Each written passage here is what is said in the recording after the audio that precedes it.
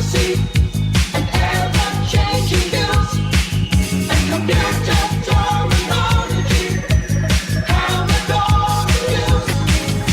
Are you keeping up with the Commodore? Yes, the Commodore is keeping up with you. Are you keeping up with the Commodore? 'Cause the Commodore is keeping up with you. Are you keeping up? 'Cause the Commodore is keeping up with you. Are you keeping up? 'Cause the Commodore is keeping up with you. Hello, and welcome to episode 98 of Zapped to the Past. I am Adrian Mills, and I'm joined as always by Graham Raddings.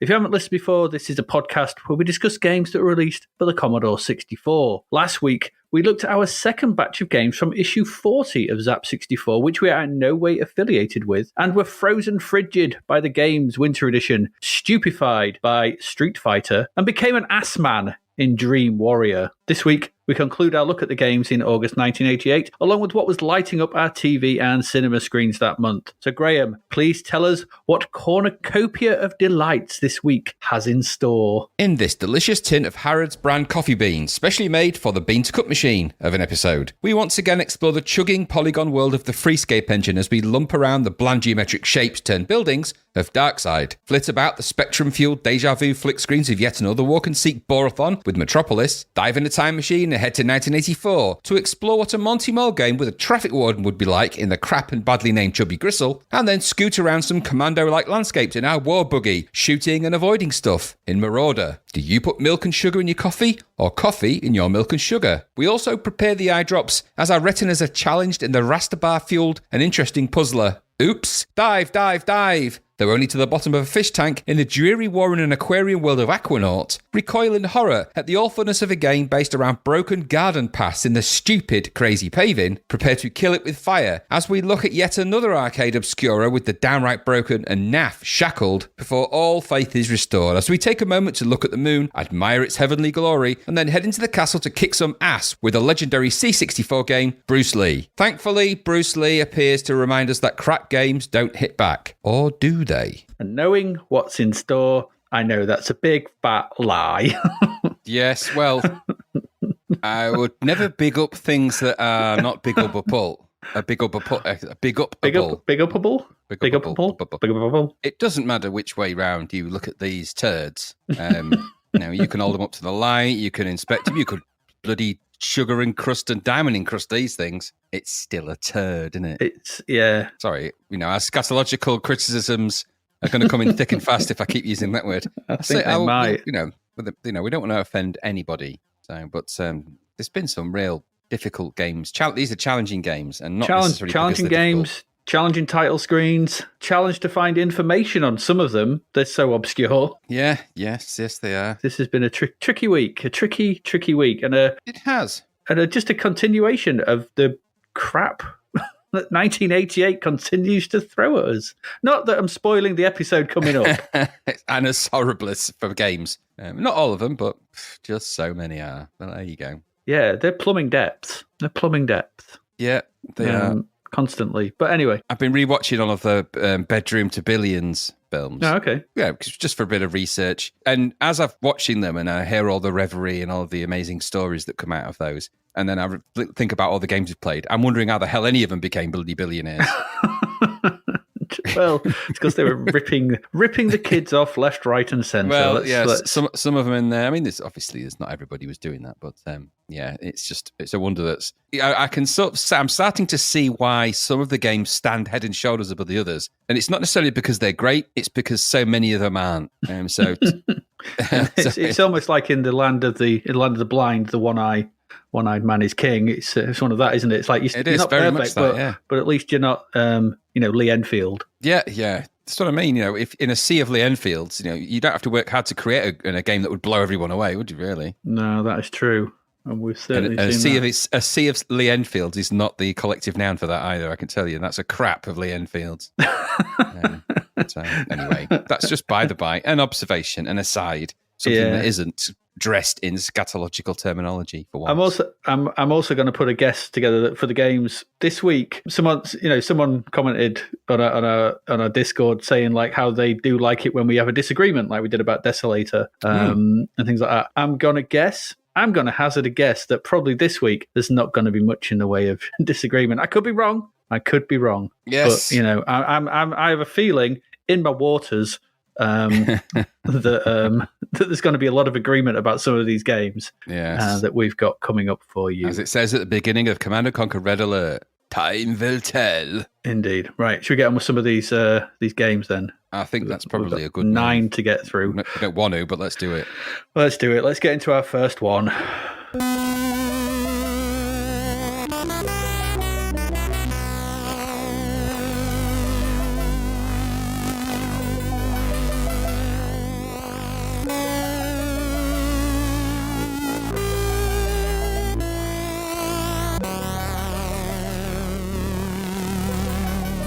And our first one is, well, it's a sizzler. It is a sizzler, so, it bodes well. This is a full price. It's 90%. This is Dark Side. Yeah, it's Dark Side. So I'm just going to go from the manual first, and I'll tell you what it is. So see if you can guess from the manual. 200 years on from driller times. Yeah. Since when has a game become an epoch? Or whatever you want to call it. That's how long it takes to play it.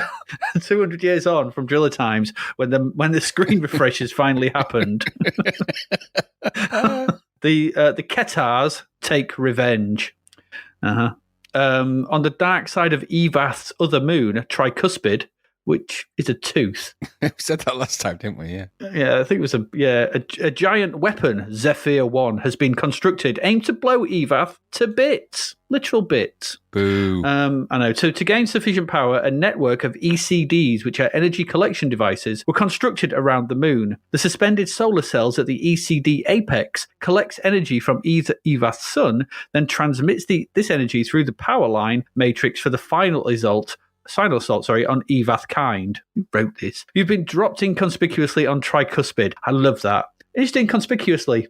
So that means you are noticed, but you're just inconspicuous. Like got sunglasses on, maybe a beard. Yeah, don't notice me. Don't notice me in my jetpack. I am just disguised. I'm just on my holidays, just taking some photos with my laser gun. So if you've been dropped inconspicuously on Tricuspid into a safe zone, why would you need to be inconspicuous if you're in a safe zone? By a routine patrol ship. They just fly over, just routine, over the alien planet. Why didn't they blow it all up? Routine, all in a day's work.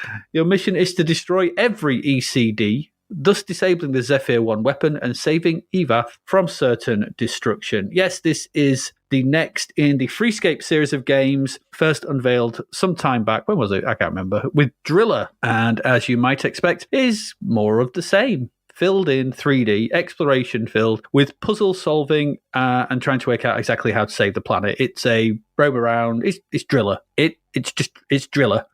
Let's not beat around the bush. They can put a different bit of music on it. They can put a different title screen on it. They can lay out the level slightly different, but it's Driller. It's Driller. The game was released by Incentive Software. It's got code by Sean Ellis and music by Mr. Wally Beban. There's no title screen to speak of. It just says press key to get going. There is a demo mode to watch, I suppose. And upon start, you just press a key and off you go. You start off in the Regulus sector. That's the Regulus sector. And players of Driller will be familiar with the layout. Most of the top part of the screen is taken up with your first-person view of the world around you. At the top of this is your score and the power of the ECDs on the planet, I believe. I think that's what it is. On the left is your angle of vision. I don't know why that's there. I can tell if I'm looking up or down. I guess if I go all the way up or down, but it takes so long to do that, I would notice. It's not like I'm just going to do it by accident. And on the right is your mission timer.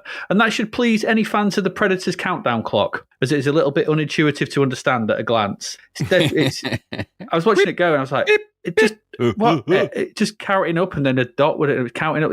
Just give me a series of numbers. Don't be clever. You need all the processing power you can get. Don't be fancy with your timers. Yeah, you need to think about the cycles, man. Optimization here. Just give me some numbers. Sure, it'll be easier to still work out than this county thing. In the bottom half of the screen are your details, which include your shield and fuel strength, whether your jetpack is on or not, your coordinates in the world given by an X, Y, and Z number, a compass, the amount you turn and the move forward with each movement, so you can increase those, so, in step amounts, I guess, or turn amounts. And there's finally a square, and this was in Driller as well. It made me laugh to tell you how close to completing your present input the system is. It's so slow, that you have to let you know that it's still working it out. But there you go.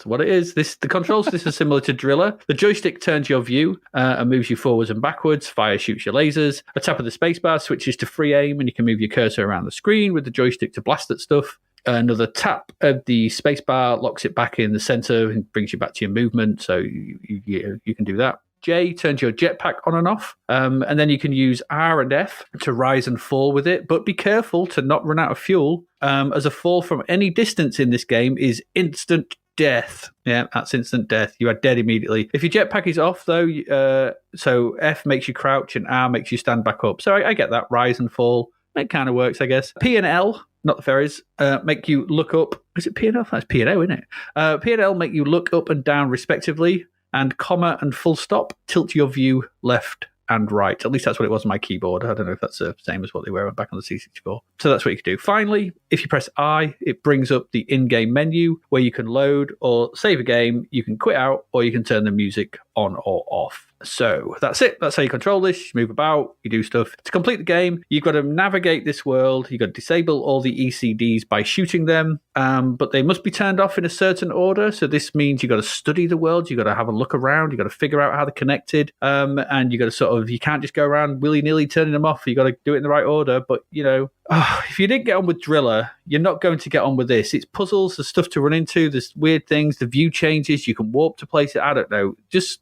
none of this is particularly friendly. Everything I said about Driller is just as relevant here. I don't remember being particularly, whatever, but it's just Driller again. Like with Driller, I applaud the ambition, the technical chops to make a game like this in 64K and with that processor. But, it's just no fun to play. Even running the, I even tried it. I saw a tip saying, run it as fast as you can on an emulator and run the music in a SID player beside it. It's still boring. It's too slow. Even up in the emulator, I said, it's just no fun. The music here from Mr. Bedman is good. It's not as good as Driller's music, though. It's an okay piece. It's all right, but I preferred the music in Driller. And all told, this just feels too similar to that first game. There's no progression. They've just reskinned Driller. They've just remapped Driller. It's what it felt like to me. There don't seem like there's any optimization in the code. Maybe there is, but Zapped in their review said, and there's the review in Zapped is really, we've got to give this a decent review because of what it is. I felt there's a lot of it's really slow and it's a bit boring and a bit dull. But if you get into it, it's really good and it really bites and you really get exploring and stuff. But it's really slow, really boring. But it's really good if you like it. All the comments were like that. It's like, and they're all like massive thumbs up and like, did you actually like this or did you? Doesn't seem like you did. Just be honest. It's not very good. It's boring to play. And it was back then. If you like this kind of thing, this slow chug through a blocky world, and there's a lot to go at here, I guess. Fueled and shield recharges, things to shoot, puzzles to solve, a world to explore. But it just asks too much of the player these days to really get into it. It's just simply too slow. I thought this back then as well. I wanted to like these games. As we've discussed before, first-person shooter games are usually my bread and butter. I'm a big first-person shooter fan, first-person game. We saw with the Eidolon. They can be done well on the C64. I know you didn't agree, but that had more pace than this, shall we say. And they could really draw me in. I sort of like that sort of thing. But the open world nature of this, the obscurity, the painful slowness, it doesn't invite me to keep trying with it. For some, this is treacle from heaven, but not for me. And everything I said about Driller could be said here as well. I struggled to actually say anything new about this because it just feels like a reskinned Driller. And, you could just go back and listen to what we said about that. Yes, well done. You've got a filled 3D working on the Commodore 64, but at what cost? That cost is a game to actually enjoy. So that's what I thought. What about you? Same. I mean, you get away with the novelty of it a little bit in Driller because Freescape was new. It's quite interesting. But if you're going to come back with a sequel, you can't just come back with the exact same thing in a different order. This is like giving someone the exact same jigsaw, but made from different shaped pieces. It's like, there's nothing in it for me with these. I admire the technicality of the game engine they use to create all this Freescape stuff, and I get all of that. Wow, amazing. But the end product is what you actually have to go by. No one's going to sit there and applaud their £10 well spent and go, you know what, the technicality of this game is amazing, as they sludge their way through the trudgery of 1 frame per second blockiness. I found myself just chugging, and it is slow. I don't like games like this. Just as an experiment, as a little thought experiment, if you want to experience real life Darkside or real life Driller, go make a cup of tea. But every time you take a step or every time you do anything, pause for a second between every single part of that process. And you'll find out how quickly annoying it becomes. One step into the kitchen, then another, then you turn to the right, go towards the kettle, go further towards the kettle. It isn't fun.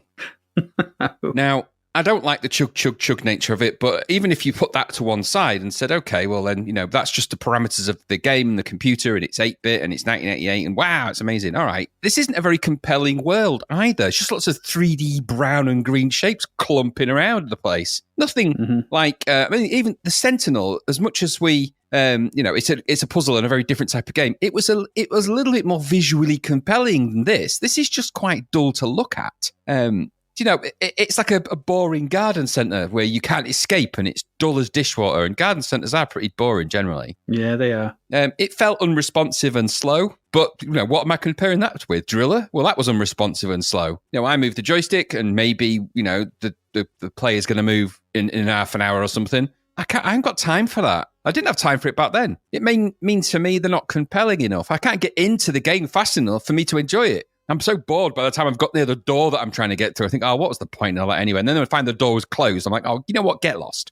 This thing kept shooting at me when I started the game. I'm like, what are you? Why are you even there? Why start a game when someone's shooting at you immediately and you're not even really ready for it? I'm like, just go away. Mm-hmm. So no, I don't really like this. I mean, no. The soundtrack is really good. I do really like the music. To all of the Freescape games have got great audio. No denying it. Is it as good as Driller? No, not really. But it's Wally Beban's kind of hypnotic beat, similar to the Tetris music actually, and the one that he does for later for Total Eclipse.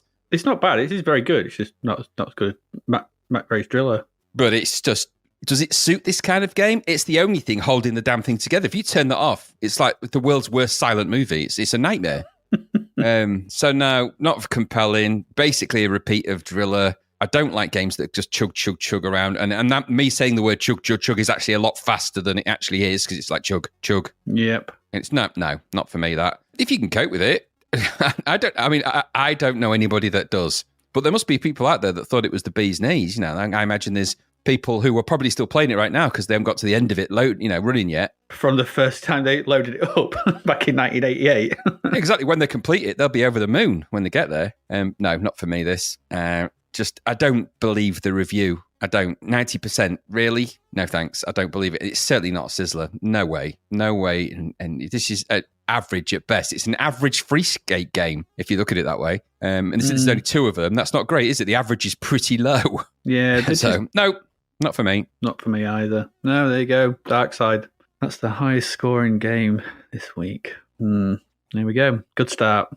A slow start. A plodding start. Let's move on. Let's see if the next one is any better.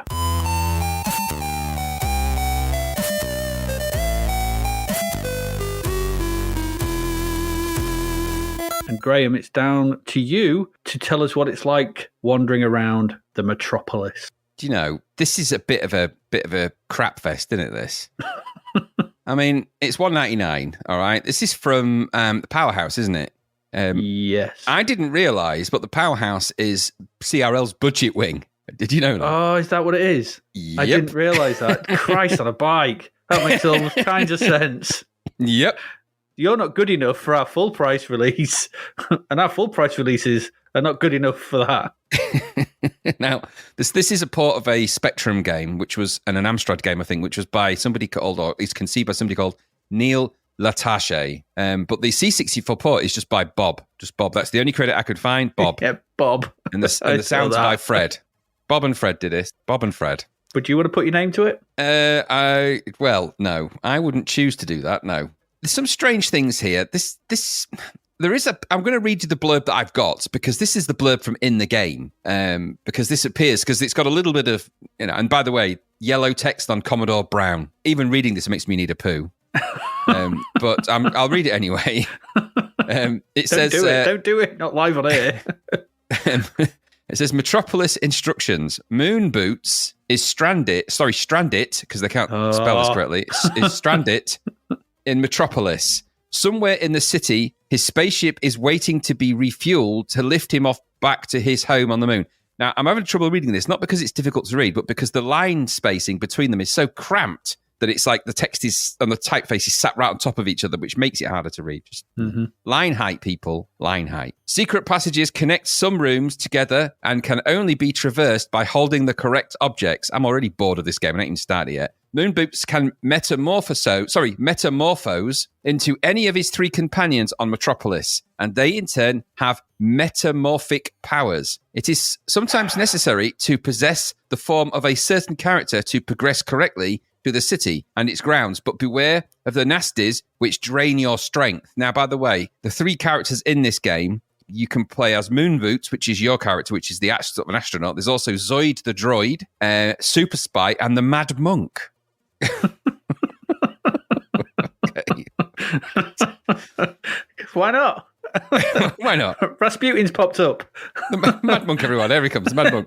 Golf clap for the Mad Monk. Here he comes. Don't get near him. Why He's not? mad. He's crazy. He's wacky. He's out of control. He is out of control. So this is this is a flick screen arcade adventure akin to the very games that it's ripped off blatantly, which are the Magic Knight games, without a doubt. I mean, it wouldn't surprise me if you cut this open and had a look at the code and saw, some of the code from those games in there. It is that close to how they operate, in my view. Anyway, so principally then you go from flick screen location to flick screen location, picking up elements and solving little puzzles which will enable you to get further into the game. Sound familiar? Sounds very familiar to me.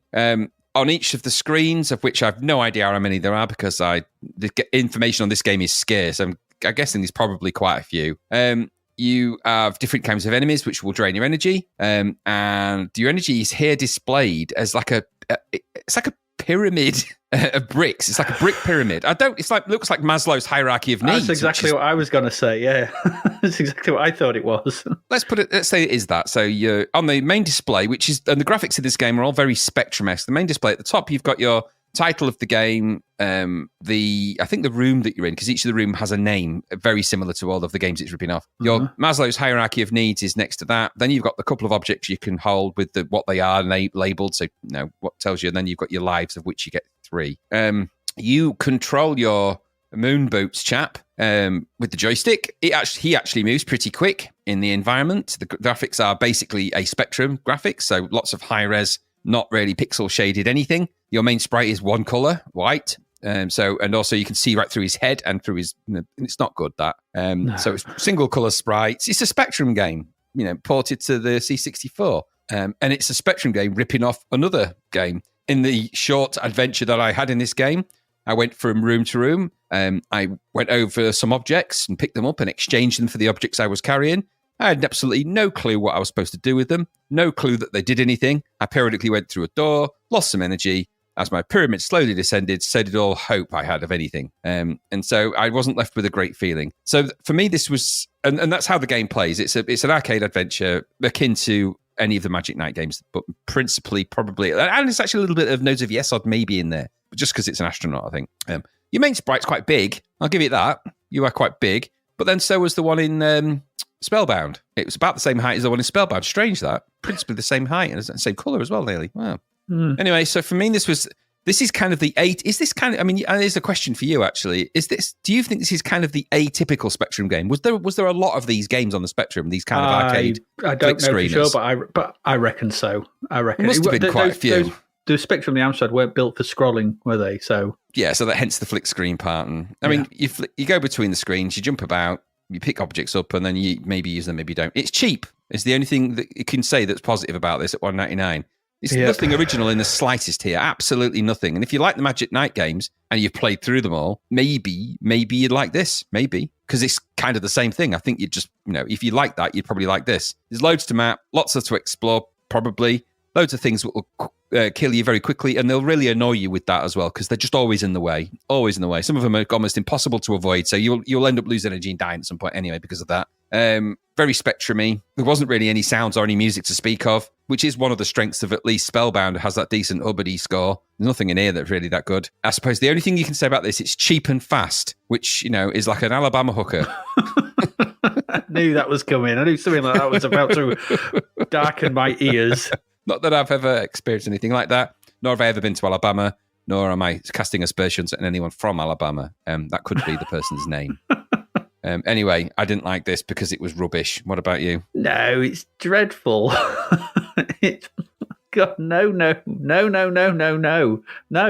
I'm not having this. No, I'm not wandering around bland Spectrum-style screens with random enemies moving whilst I pick up objects to try and figure out where they go. I'm not doing it. I'm not. It's an ugly game. It's spelled stranded with a T. I don't like that. In its very first sentence, strand it. It just, that instantly made me go, like you were probably, eye twitching at the brown and yellow and the lack of line height. I was twitching at the T, stranded with a T. Just strand it. Jesus Christ. Good. The sounds are annoying, bleeps and bloops. The main character is okay, I guess, but yes, see-through. But the backgrounds have colour clash, which shouldn't be a thing on the C64. And the names of rooms are annoying, and there's no sense in any of this, even for £2. I'm so sick of these games and this style of monotonous wandering from room to room.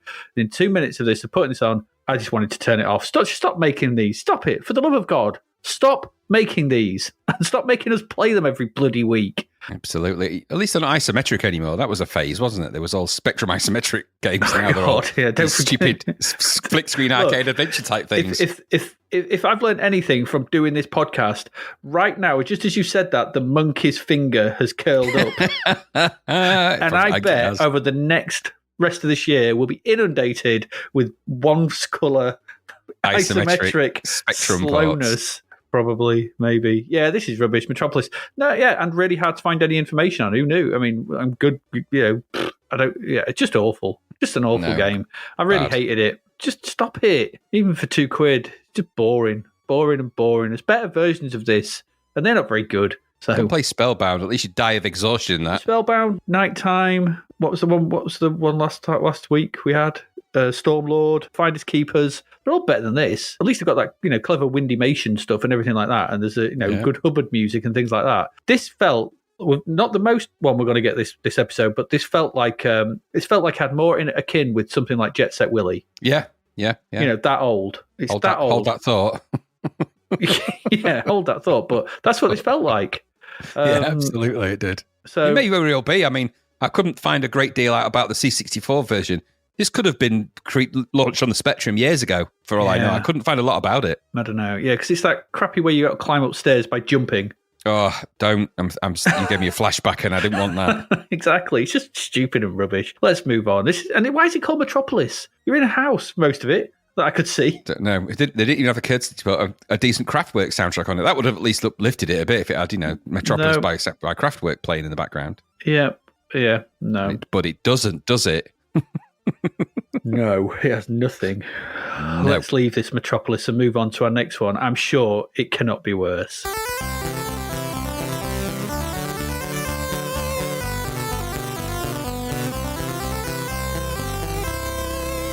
I'm sure. It's just Chubby Gristle. I hate that wording.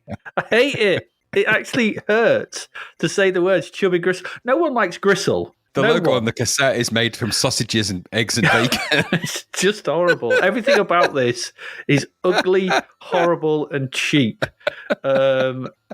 Everything. Look at it. Look.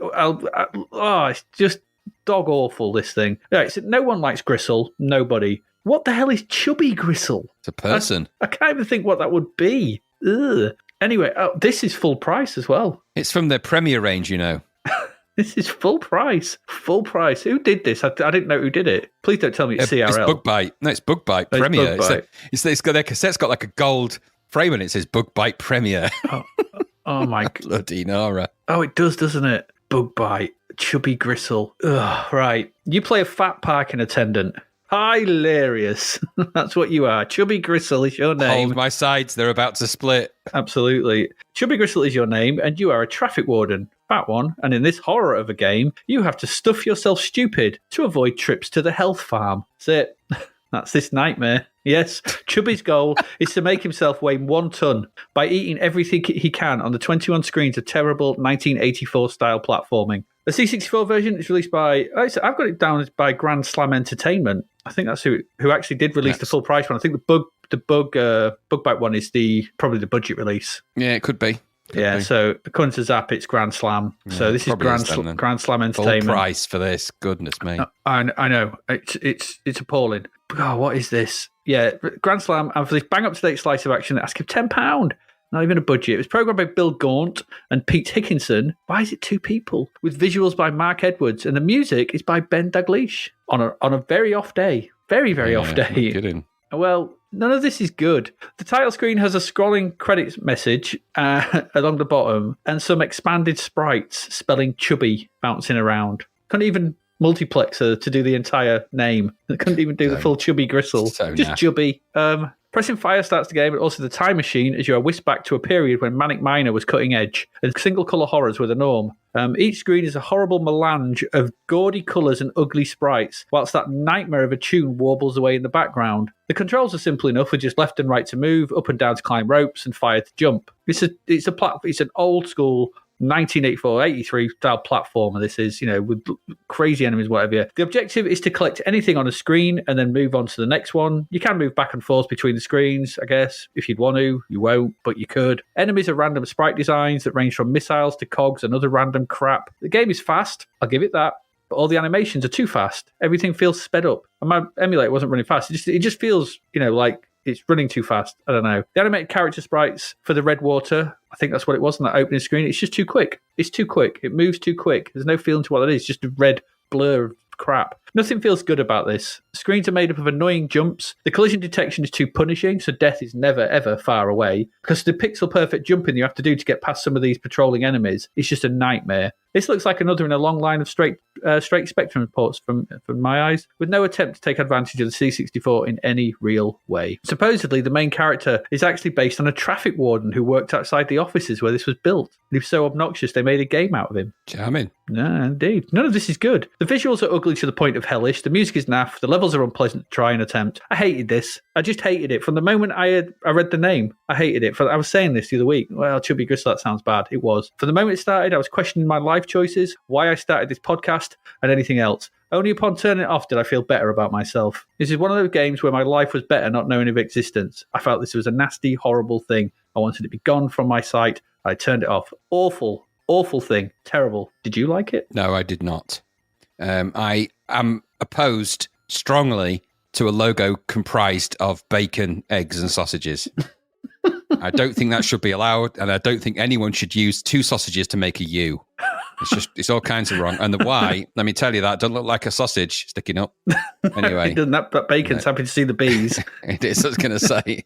It's just everything about it is horrible. Even the instructions, if you look at the instructions, it says, on a good day, he's barking out instructions such as, you can't bark here, but if you happen to be in a favour, he'll probably mumble, I'll have a word with Commissioner. And so clearly they're placing this person in a specific area as well. I don't like that. I don't like this whole agenda it has. And it's a weird idea to fat shame somebody in a game and make the aim of the game to make them fatter and then reward them by going home. And it's just weird. That's a weird premise for a game. And I'm not sure really that this isn't just a reimagined Manic Miner / Monty Mole with a different character in it, because it looks exactly like those. Yeah, it does. It's very Monty Mole looking. So in a very short order, I've played games like this before, and I've played ones that are better, and by a mile. There's nothing new original about this. It's clearly repurposed from other variants of different things. Lots of high-res creatures in peril games out there, aren't they? Run about, fall and die, jump around. It's, like I said, Monty Mole, Manic Miner. I mean, the balls of these people to release this at full price. Jeez, at this time. £15 if you bought the disc version. Oh my Lord. The Imagine graphics, that. I suppose you could argue that they're quite detailed, but they all look like exactly like you would expect to look. If you said something, it just looks like a fat traffic warden in a Monty Mole game, you'd know exactly what he looked like. You don't overthink it. It's exactly what I've just described. Mm-hmm. Like you said, the controls are over responsive and twitchy to the point when it's almost impossible to get past some of the enemies and the timing cycles of the up and down, and they clearly Monty Mole, Manic Miner driven sort of process. Mm-hmm. It's like them all. And as you rightly describe, I found the music to be like a dental drill orchestra. So not any fun at all. Avoid. Awful, bloody awful thing. Full price. No. And the name's awful. Bad logo. That's bad use of sausages, that is. Absolutely. Don't like it at all. No. No, let's move on. We've got one more left this part. This is a great half, this is. I wonder if it'll get any Shockingly better. good, isn't it? It's all ace. Oh, Chubby Gristle. What a horrible thing. Let's move on.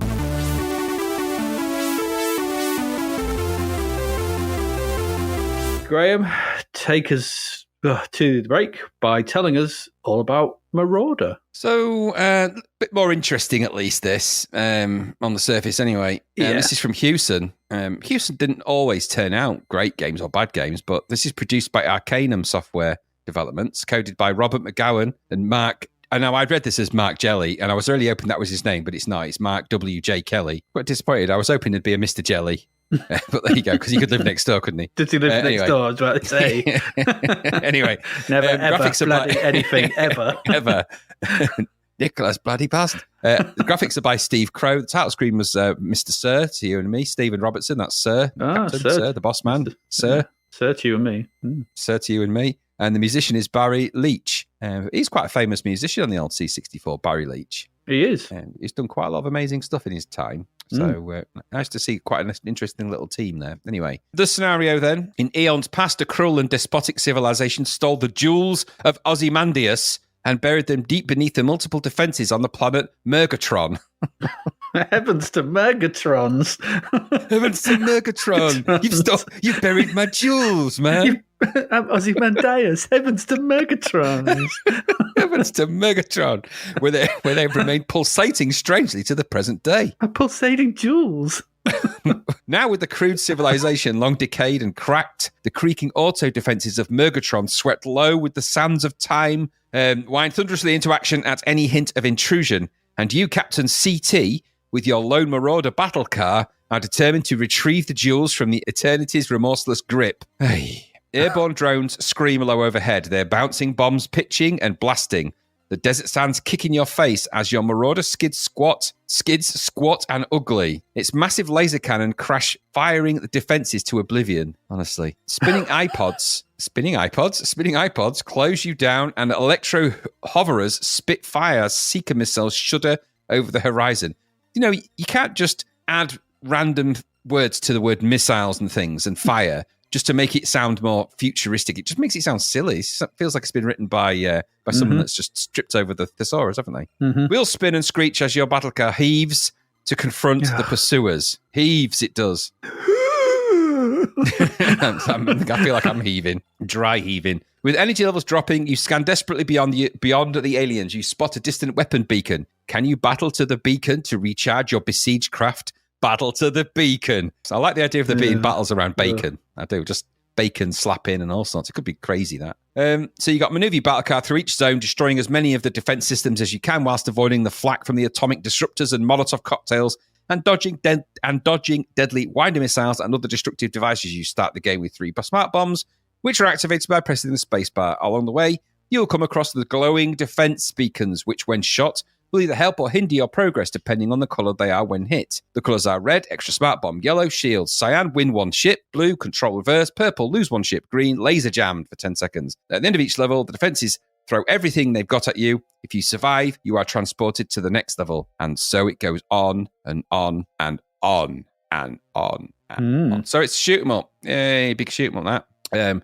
So a nice sort of upward scrolling shoot 'em up. Graphics actually are pretty good in Marauder, all said and done. I didn't think they were too bad. The layout is kind of shoot 'em up bit at the top. I'd say 3/4 of the screen, and the UI, such as it is at the bottom. The UI is fairly simple in this game. Sort of a number of men left, how many men you have left. You score, number of smart bombs, and that sort of thing. Quite nice sort of shading and the way that the graphics present themselves. It looks a little bit like someone's created a really elaborate pipeline over the Rambo set. So it's a bit like the sort of background graphics on the first level anyway are a bit like Rambo with extra added pipes, and you control like a little vehicle, your little battle car, whatever it is, and with the objective of sort of going upwards and navigating your way through and shooting and fighting your way through to blast your way into the I don't know. You've got to find the jewel, haven't you? So you've got to keep going. It's kind of a nice pace to this. It's a little bit like a sort of standard shooter. You control your battle car. What is it? A battle car? I forgot what it's even called. A Marauder. You're Marauder. That's it. You're the Marauder. So you control your Marauder vehicle with the joystick, and it will go in sort of the directions that you point the joystick. So it's not that rotational control that we've seen sometimes in these games. So it's more like a shoot 'em up. You could easily put a spaceship in this. Wouldn't have to be a marauding car, would it? It's Commando, yeah, isn't it? Essentially. Same sort of background as that, I suppose. So I don't know. I quite like the graphic design in this. The graphics in the game itself look quite nice. There's quite a nice title screen from Sir. That is pretty well drawn. It's just the same as the cover art, really, the sort of Marauder vehicle. Mm-hmm. And then you obviously get into the game. There's a nice production value to it. Audio is pretty good. I quite liked it. It's quite long, actually, the audio for this. If you listen to it, it goes on for quite a bit. It's quite good. Mm-hmm. The game, as for the game itself, yeah, I suppose you could argue it is basically a Commando with pipes or Rambo with pipes and things like that. When you get to the later levels, you get some quite nice parallax sort of scrolling effects, which are they look a bit like they're doing things like Rebounder and things like that, where you've got that kind of busy effect. Parallax, I think, did a similar thing. So it's not dissimilar to the way some of Parallax kind of looks when you're in the walking around bit in that kind of way. So there's quite nice technique to it. The graphics look quite nice. The sprites are quite nicely shaded. The pipeline is nice. The background graphics, there's a lot of brown and jungle bit. When you get to the sort of more sci-fi bits, they kind of look the part. And there are enemy placements in there that will frustrate you beyond all reality. Because that is, for me, was the real problem with this, is that it was so ridiculously difficult. I mean, there's difficulty in some games, but this one, my gosh. I mean, it's not just difficult in terms of, it's not difficult in volume of enemies. This is difficult because they shoot at they appear in the wrong place at the wrong moments in exactly the most difficult way. So it's not just about them sort of coming and thwarting your progress. Some of these things I think are almost unavoidable, and you quickly burn through your lives and your smart bombs. I mean, I struggled to get to the end of the first level, and I certainly didn't make it through the end barrage. It was impossible. I just couldn't really stand a chance. So I found it really nice to look at, really good sort of production level on this. It sort of had all the component parts, but I don't know how far. I didn't get that far, so I don't know how far you get in it. But I found it was, I don't know. I found it was a little bit devoid of enough shoot 'em uppy stuff to make it a good shoot 'em up. It had all the difficulty, but none of the upgrades and weapons and things that you need. There's some basic power ups in there, but they're not really that good. They don't really do a great deal. Most of them. There's one that I don't like games that have power ups that hinder you, so power downs as such. So the one that reverses your controls and things, I don't like that in these sort of games. It's already difficult. You don't need to make it more difficult to control. That's just ridiculous. Mm-hmm. So nice graphics, good scrolling. The scrolling is very good in this. Nice sprite design. Just overbearing music a little bit. It's quite stompy for a shoot 'em up, but okay, I'll get that go. Did you try the sound effects, by the way? They sounded like a Atari 2600. They weren't very good at all. Controls, okay, that compass point thing, like you said, Commando style, really. But the main issue is that difficulty. It's just so hard to get anywhere in this. I mean, we're talking crazy. For me, I found it crazy difficult. You might say, I blasted through it, got to level 9 or something. I certainly didn't. I got to the end, I think, of the first level once by a miracle, and even then, I didn't last long. It was like the war between Tesco and Denmark. It lasted all of a few hours. Anyway, so I don't know. Lessons learned, really, for these guys. I thought they'd have learned by now that you need to give your player more of a chance, a fighting chance in a game like this. Looks great, crazy difficult shooter, pretty expensive one as well, really, isn't it? So, don't know. I liked how it looked. I didn't enjoy how it played. What about you? Yeah, pretty much the same. It's a strange game, this, because it feels like a cross. I put it as a cross between, you said Rambo, so World Who Dares Wins and Slap Fight. Yeah, because it has the waves and the sort Who of dares slap? Who dares slap? Yeah, absolutely. Commando slap. Oh, I'm not sure anyone wants one of them. Slap my commando. Another variant of that. Anyway, yeah, but that's what it is, because it has those sort of annoying things that come on, like you get in Slap Fight, and what was the other game? There was another one that we just played lots of them sort of things. Flying Shark, I think, was another one like that. Yeah, that was where you get one, those really sort of, they just be able to shoot you at, but it has that push scroll, of Commando, so you control the speed at which you aggress. But then the waves come on in certain points in certain ways. So in that way, it's like Slap Fight. So it's not like Commando in that it's just random enemies charging around and running about. This has programmed waves, but it's like, so anyway, it is what it is. So it's a bit weird, this, but as you rightly said, it's too punishing. It's too punishing to be very enjoyable. There are some nice touches, as you said, in-game. I thought the in-game music was excellent. I really, really liked the in-game music. It was great. Yeah. The front end is very polished. Lots of raster colours and things and stuff going on. The game, or whatever's going on, but the game is tuned to be too hard. It's too hard. It's just too hard. The collision boxes on you are way too big. So that's one of the problems with this game. Often bullets would destroy me, even though they were clearly going past me.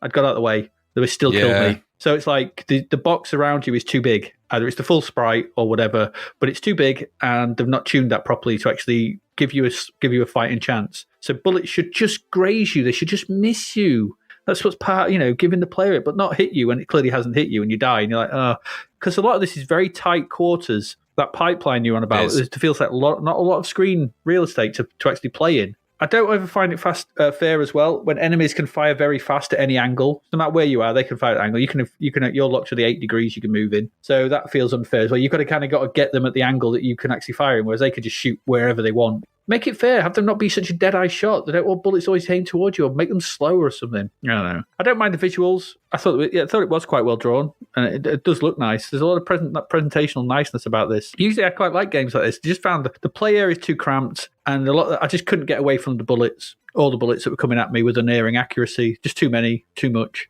Like we had in IO. It's the same problem we had in IO. There's not enough, real estate to actually move about in. It's a bit of a shame, this. It has a trappings of a decent little blaster. It could have been interesting. It could have been fun. But it's been cursed with a stupid difficulty level and annoying collision. There's only 5 levels, so that's probably why. They want to, we haven't got much of a game, so what do we do? Make it impossible. Oh, all right. Well, okay. And that's what they've done. So 66%. A methodology we've seen many times before as well. Yeah, absolutely. 66% this got.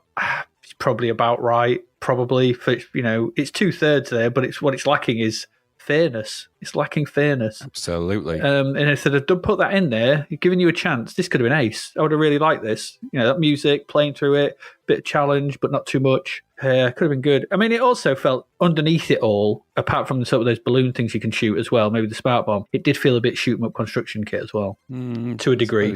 Maybe. I think that everything kind of looks that way, though, doesn't it? Because you can push one of them. You can, ever since that's come out, those kind of push squallers you can make in there. You could easily make something like this, I reckon, quite easily. I think it's where they've used too much brown. It looks alarmingly like you can never use too much brown. Not on the C64. I've come to love the C64 brown. over my time, I've been brown washed. God's sake, that sounds gross. I bathe in it. The smell of it. Yeah, Marauder. It's all right. It was okay, just too bloody hard. There we go. That's our first part. That's our first 4 games. A dark side. That's what this part was, wasn't it? Dark side. It was the dark side, yeah. Dark side. Then I think we need a break. Let's take a break, and then we'll come back, and we'll talk about these later. But we're going to take a break. Come back, and then we'll be talking about TV and film from August 1988. So hopefully there'll be some good stuff to talk about there.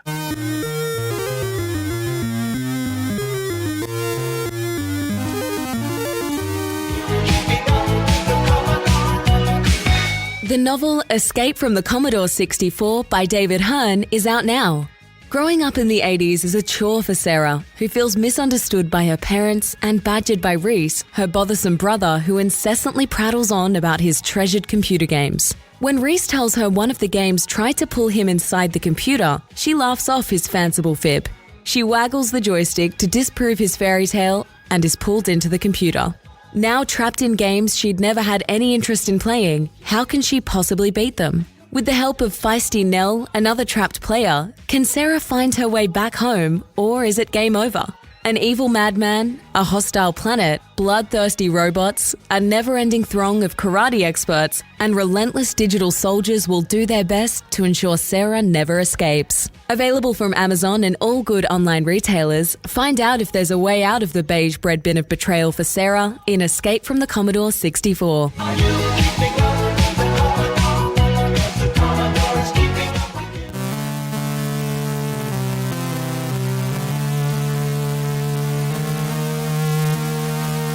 Welcome back.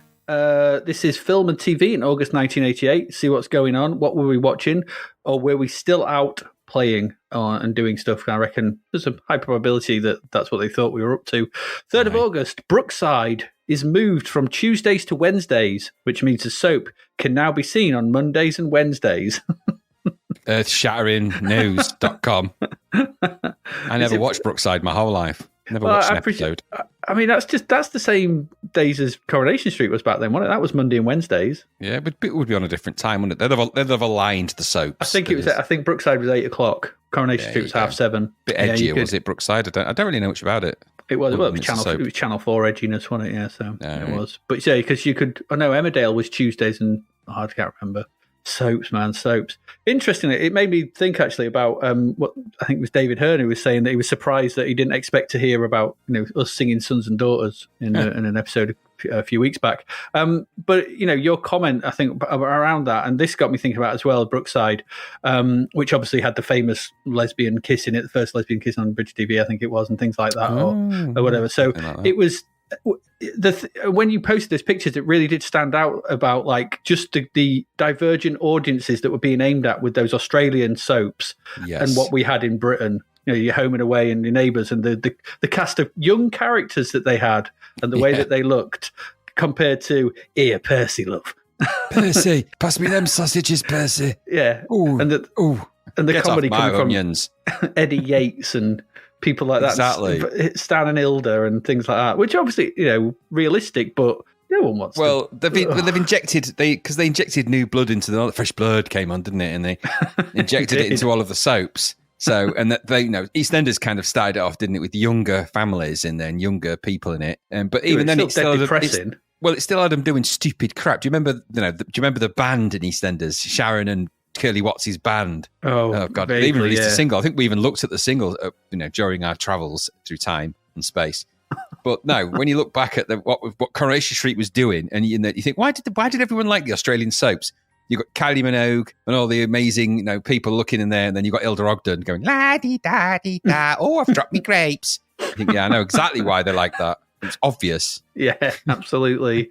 But yeah, and I think Brookside was probably edged a bit more towards that because it had younger characters than what you normally saw in Corrie and EastEnders. Lee went on to do Hollyoaks as well, didn't he? I think the same chap from Brookside. Is it Phil Redmond? Yeah, I think so. Yeah, I think he did. Well, yeah, and I think... And that's they got the characters younger and younger now. So. Hollyoaks borrowed a lot from those Australian soaps. It did. Very much so. Absolutely it did, yeah. Yeah. 10th of August, debut of Crime Watch File, a BBC One documentary series in which detectives tell the inside stories of some of the UK's major criminal investigations, during which police appeal to viewers of Crime Watch for help. Isn't it bizarre that they made a documentary series about a programme about reconstructions of crimes? I mean, only in Britain would they do that. Not content with recreating them. They made a documentary about the fact they recreated them. Yeah, yeah. So we made this, but no one's helped. Can you help? Well, no. How is it no help different for the first one. to make a documentary about the very thing that you've already made? It's really weird idea, isn't it? It's really weird. It tells the inside stories of some of the. So it's them. I don't know. But what did they tell in the ordinary Crime Watch? If this is the inside stories, what were they then? They're the made-up versions? Crime Watch was about the crime, wasn't it? So they did reconstructions of the crime. So in Crime Watch File, they did reconstructions of them investigating that crime. I mean, I guess.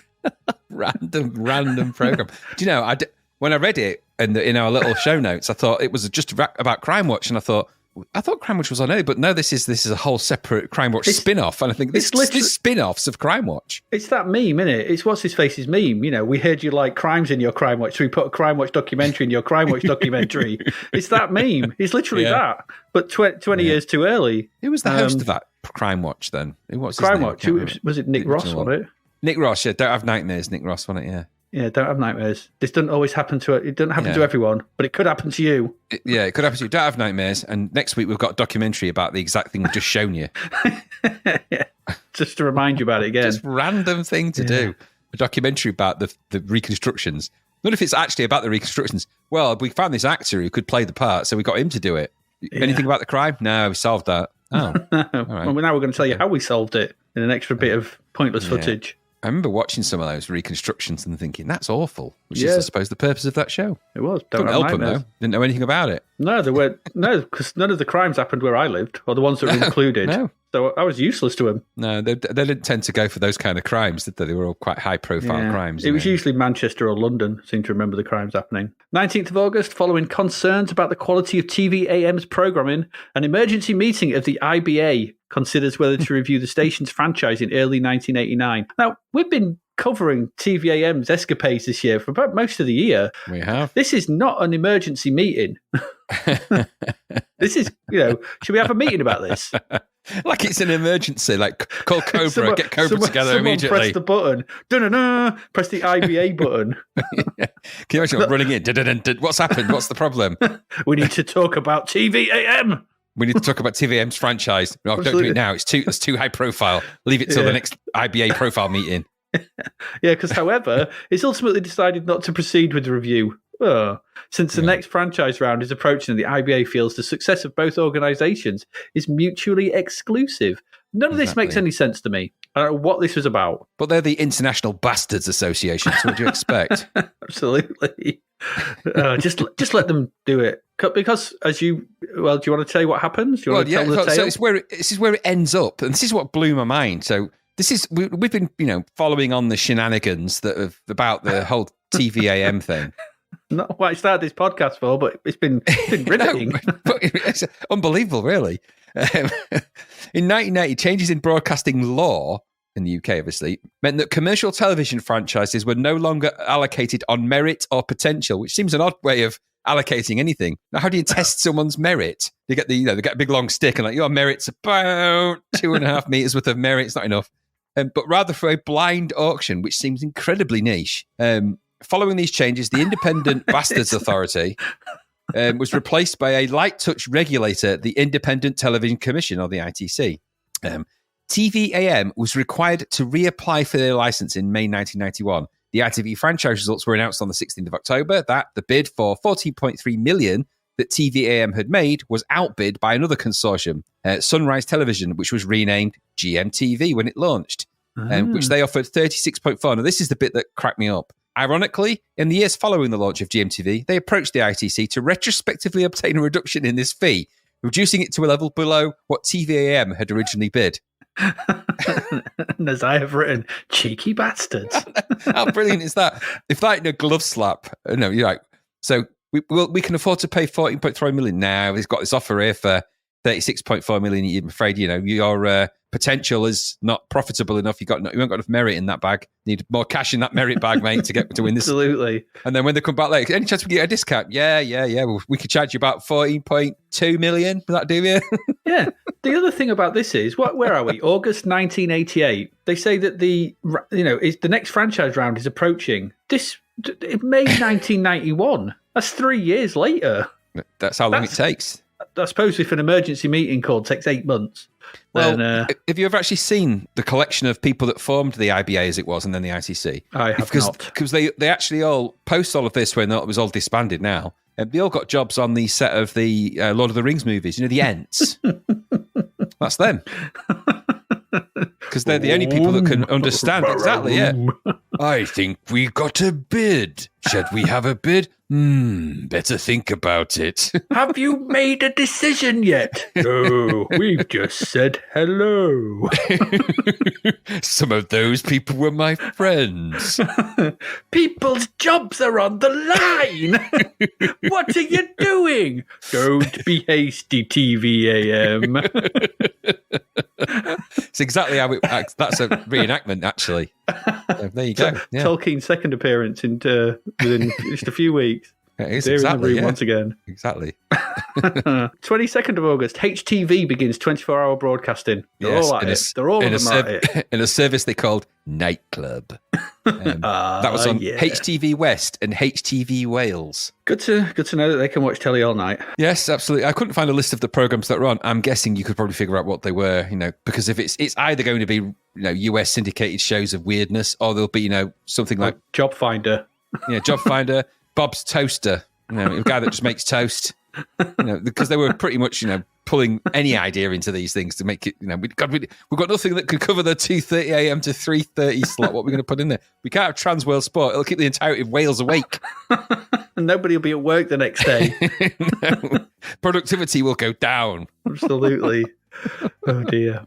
31st of August, ITV airs a version of The Hound of the Baskervilles, starring Jeremy Brett as Sherlock Holmes and Edward Hardwicke as Dr. Watson. Yeah. Now, I never really liked his version of Sherlock Holmes. I've always have been a big Basil Rathbone fan. I like the very old black and white Sherlock Holmes is, because he kind of, that whole idea of that we have of Sherlock Holmes, that sort of curled pipe, because that isn't how it's described in the books particularly. So that version of him that we sort of know with the sort of, I don't know what they call those kind of hats. That's, the look of Sherlock Holmes. I don't know what they call them, but that look, that was Basil Rathbone in Deerstalker. He kind of invented that kind of look that we came to sort of know as Sherlock Holmes, the big pipe and all that. So, but I quite like that version of it. I never really got struck on the Jeremy Brett one, although he played it for ages. I think he played it for like 20 or 30 years. It was, I don't think it went on for that long, but it was mostly, it was long quite in the 80s and 90s, and it was quite a while, wasn't it? I did loads of them. There's movies of it with him in, TV movies. Okay. I always liked Christopher Plummer in Murder by Decree as Sherlock Holmes. I like that film. It's one about where he's investigating the Jack the Ripper murders. Yes, I remember it now, yeah. And also, James Mason was Watson.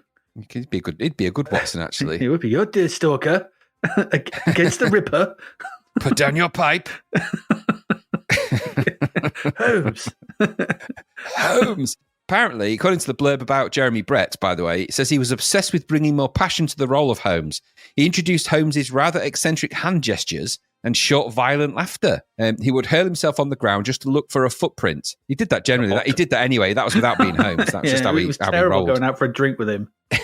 He would leap over the furniture or jump onto the parapet of a bridge with no regard for his personal safety. That's a quote from somebody, but nobody. But it's classic, classic Wikipedia information. Who said that? Don't know. Somebody said that about him, probably. Maybe. Anyway. And at this point, I'll just as a nod. I won't go too far into it, but if you're out there and you want to check it out, check out The Adventures of Sherlock Holmes' Smarter Brother, because it's quite a funny, unusual film with Gene Wilder in it. Drekdar.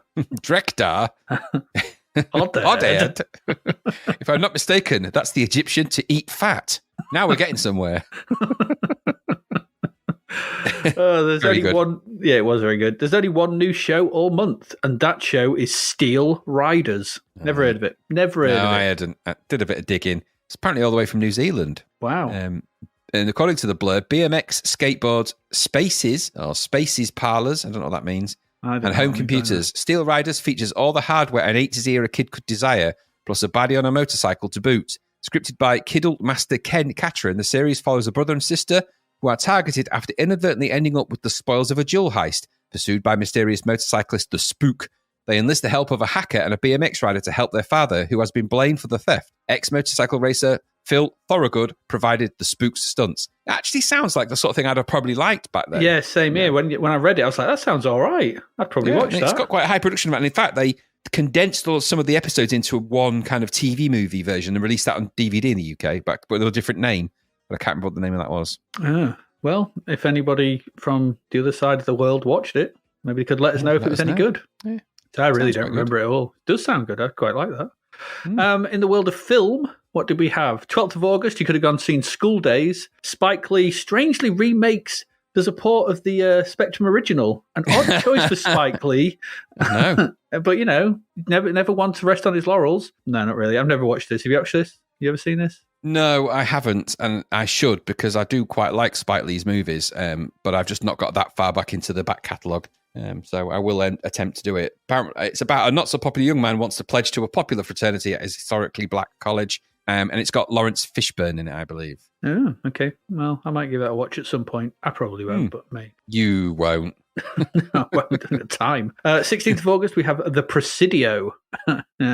So Sean Connery and Mark Harmon, I believe, is in this, weren't they? Yes, correct. Yes. Yeah. Sean Connery is armed and dangerous in this film. I watched this recently. It's not that great. It's very sort of formulaic, late 80s. There's a lot of these films about, a lot. There was quite a few of these films about murders on military bases or something to do with the military. Things like General's Daughter, Few Good Men, Presidio. There's others. I think Courage Under Fire. Maybe there's quite quite a few of them actually. Yeah, there's another one off the top of my head. I can't remember the name of it, but there's quite a few, and all this kind of digging around, and the military shuts up shop and all that kind of thing. And there was a lot of these, but this was just another one of those. I think there's a bit of titillation through it. I can't remember. Is what it is.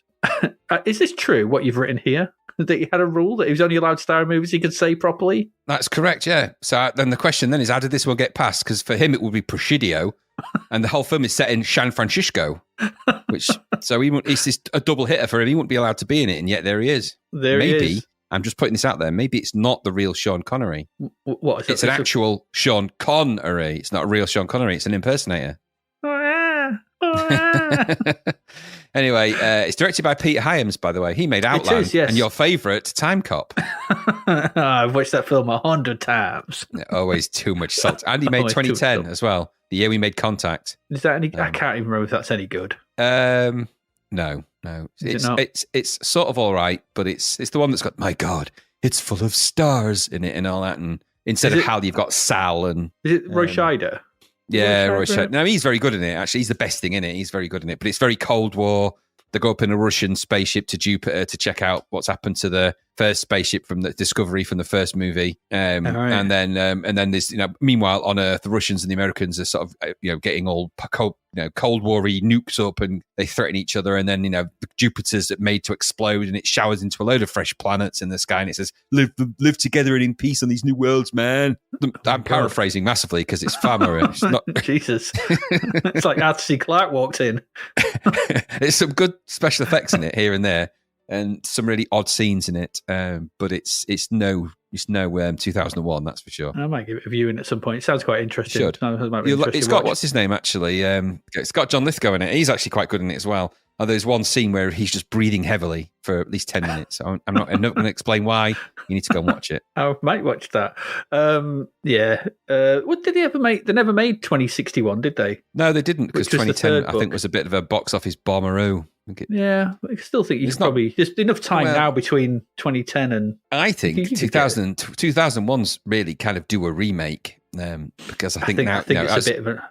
I don't know, that would be... I think they could blend that in 2010 into one big movie, I think this time. It could be like a Netflix series. It would just be nice to see much richer visuals that you could really apply to that. I mean, they're amazing for their time. Not so much in 2010, but certainly in 2001 they are, but I'd like, because when you look at it now in 4K, they look like models in a studio. But anyway, I'd like to see that. I'd just like to see it. Could be all right. 19th of August, you could have gone and seen Beetlejuice. He's going to appear now. Said it 3 times. He very well might do. Yes, this is when it was released, 1988. I couldn't believe that. Yeah, it would be. Because he's got she's only like, because what's her face? Winona Ryder's it? Yeah, she's only 15 in it, isn't she? Is she? Well, I knew she was young. I didn't. She is. She's the same age as my daughter. What, Winona Ryder? Yeah, not now, obviously, but in that film. I was going to say, because she's the same age as me. That's how I know. No, I mean, but in that film, contextually, she's the same age as my daughter is, 15. Yeah, there you go. Mad. She was only 15, because obviously it came out in 1988. It would have come out in the States in early 88 or even 87, knowing how these films work. But she's quite young in it. So, but it's her first. No, it wasn't her first film. But this is. I mean, I wanted to sort of. I mean, it's all right. Beetlejuice is okay, sort of thing. But I was going to ask your opinion, sort of thing. What about what do you think of Tim Burton? Which era of Tim Burton? Well, just about? It's whatever. I don't know. I think is this his first one of his we've come across? I don't think. Do we have Pee-wee's Big Adventure? Maybe. Well, because this is pre-Batman, isn't it? Beetlejuice. It is. Yes, this is pre-Batman. Yeah.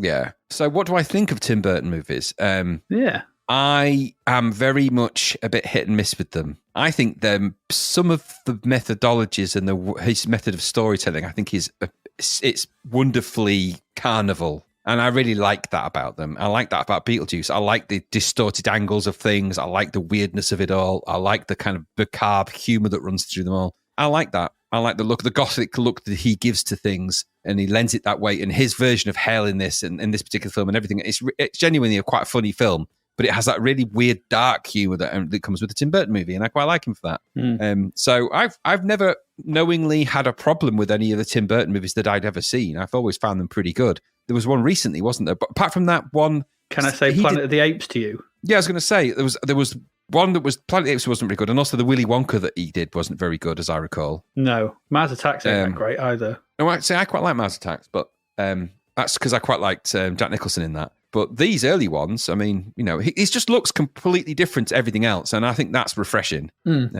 So I quite like that. He brought a visual art to the screen, which was lacking in films, So I quite like that about it, and I like that about his style. But he just seems to have gone off the rails a little bit, doesn't he? More recently, I think. Yeah, I mean, he's just done that Wednesday, hasn't he, on Netflix? Yeah, well, I haven't watched that, but you said It's you okay. didn't like it. It's okay. It gets better as it goes on. It's not brilliant, but it's okay. It does get better as it goes on, and it's very Tim Burton in places. You can spot it a mile off.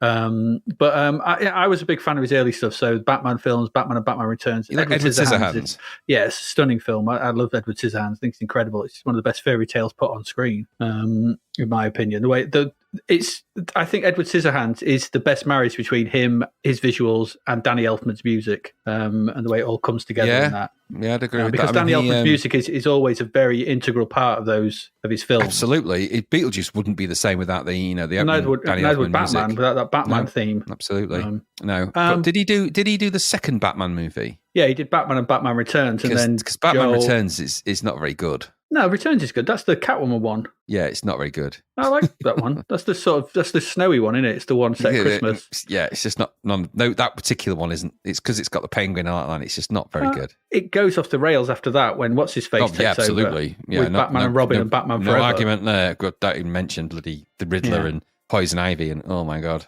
But yeah, Sleepy Hollow is good as well. Yes, I like Sleepy Hollow. Big Fish. And his animations are good. Well, he was originally an animator, wasn't he? Yeah, Worked did he do Disney. Nightmare Before Christmas? Was that one of his? Was he produced that? I don't know if I think he had something to do with that. I think he produced it. And the Corpse Bride, is that one of his, I think, as well? Yes, Corpse Bride, yeah. And the weird Sweeney Todd.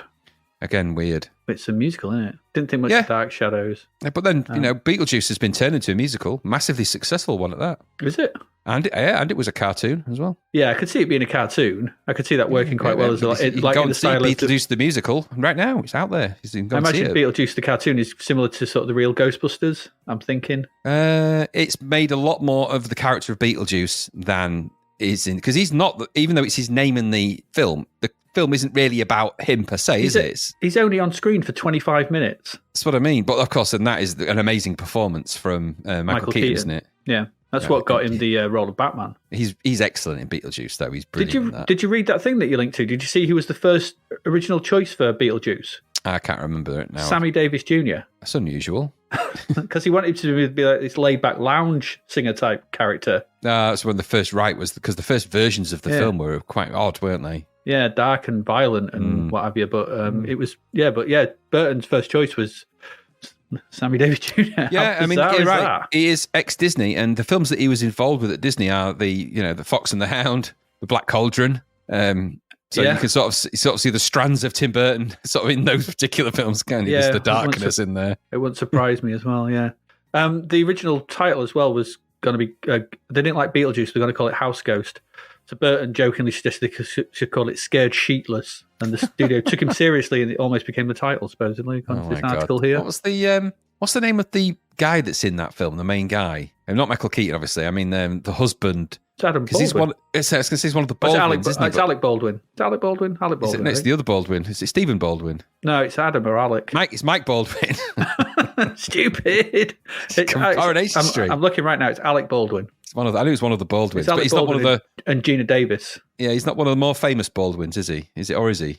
Yeah, he's the famous one. Is he the famous one? Because he looks so different in it. Because they don't look like they do now, does he? He doesn't look anything like that now. Well, he's the one who's he's in trouble.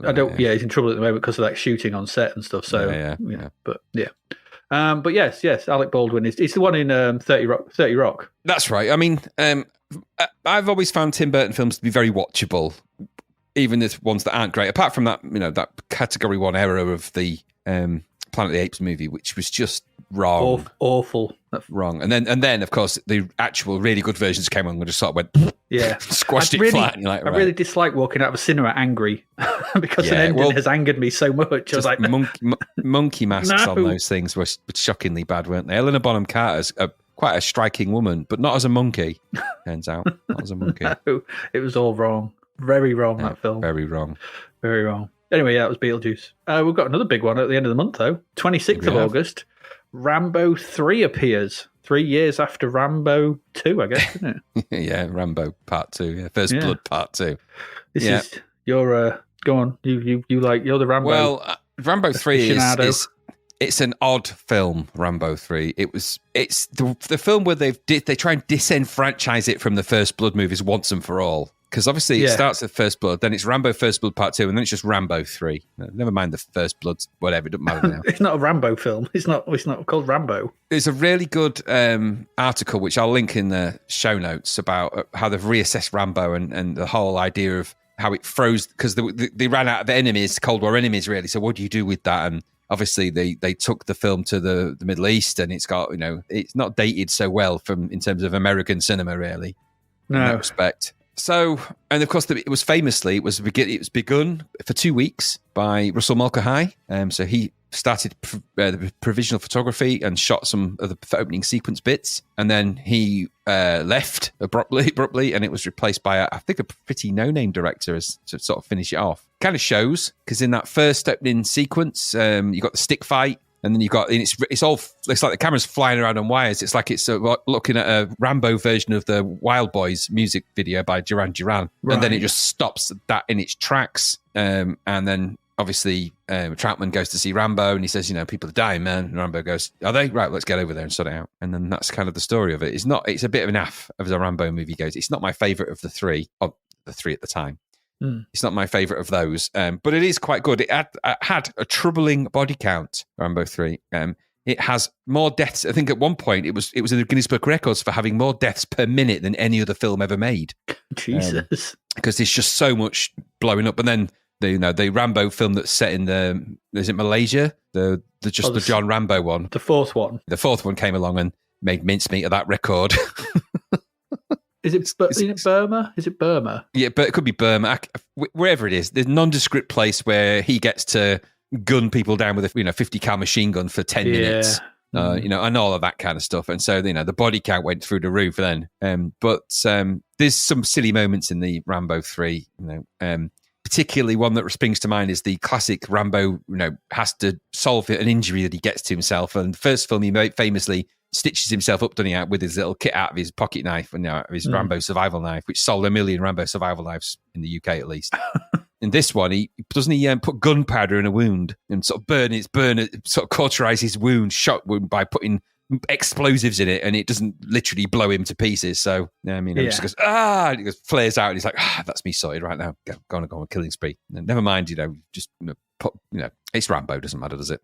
Not my favourite out of all of them, really. It's all right. It's sort of it's the final end of the Rambo series of the 80s. So it's the end of 80s Rambo. Is there a long sequence where they ride around on horses, play for some sport? Yeah, there's a sequence in the middle where they do that. Yeah, they sort of playing, I think, polo or variant of that, and then it just ends up inevitably. I think he's in a tank at one point, blowing people up from driving a tank single-handed. He might even chew one and spit it out at some point. Each Rambo movie, all of them, including all the recent ones, there's a specific Rambo knife that's designed and made specially for the Rambo movies, and that they then go and resell out there in the eco space of people that like that kind of thing. But each one has its own specific branded knife. And the Rambo 3 knife is spectacularly useless in terms of its actual use as a real world survival knife. It wouldn't work. Well, it was the most expensive film ever at the time. $63 million it cost. That's a lot of moolah. Sylvester Stallone asked for a Gulfstream jet at $12 million cost as part of his pay for the film, and he got one. Makes sense. Pay me in jets.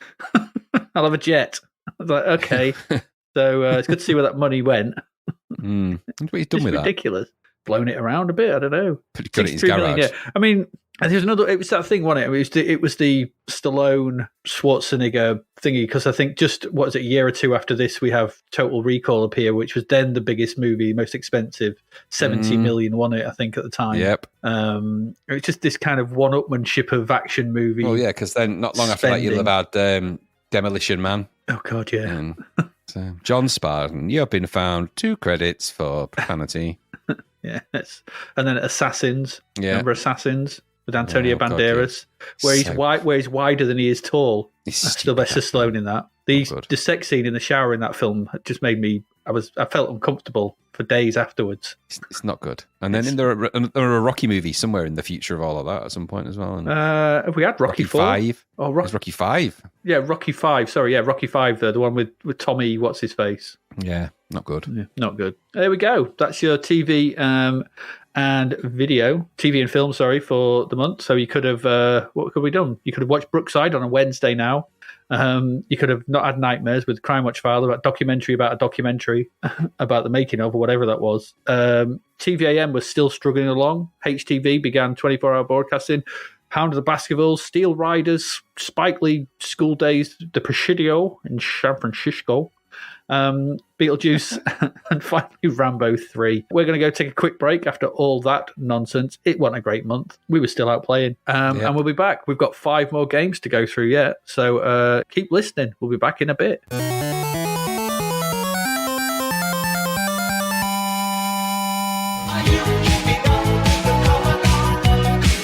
The novel Escape from the Commodore 64 by David Hearn is out now. Crash landing on a green planet full of vector graphics, can Sarah find a way to escape for real? Or is she stranded on a planet full of sun, sea, and chippy tea forever? Imagine finding yourself in a cinematic karate game, having to rescue a princess, or remain stuck under the run-stop key forever. What about finding yourself on a space freighter full of robots? Could you clear the decks? If you were transported back to a Wild West town, having to round up outlaws, could you survive until sunset? What if you were a wizard with a cat who must colour worlds? Could you beat the game, or would a virtual guitar solo announce your demise? Sarah might just be another visitor, but she doesn't want to stay a while, never mind forever. Available from Amazon and all good online retailers, discover if there's a way out in Escape from the Commodore 64. Visit davidhearnwriter.com to find out more. Are you keeping up with the Commodore? Yes, the Commodore is keeping up with you.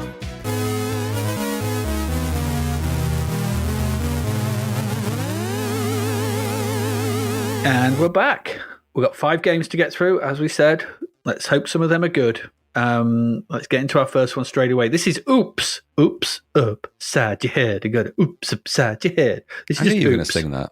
Oh, well, got to get a bit of vocals in, haven't I? Oops, this is £9.95. This seems to be the one and only game released by the Big Apple Entertainment Company, at least that I could find anyway.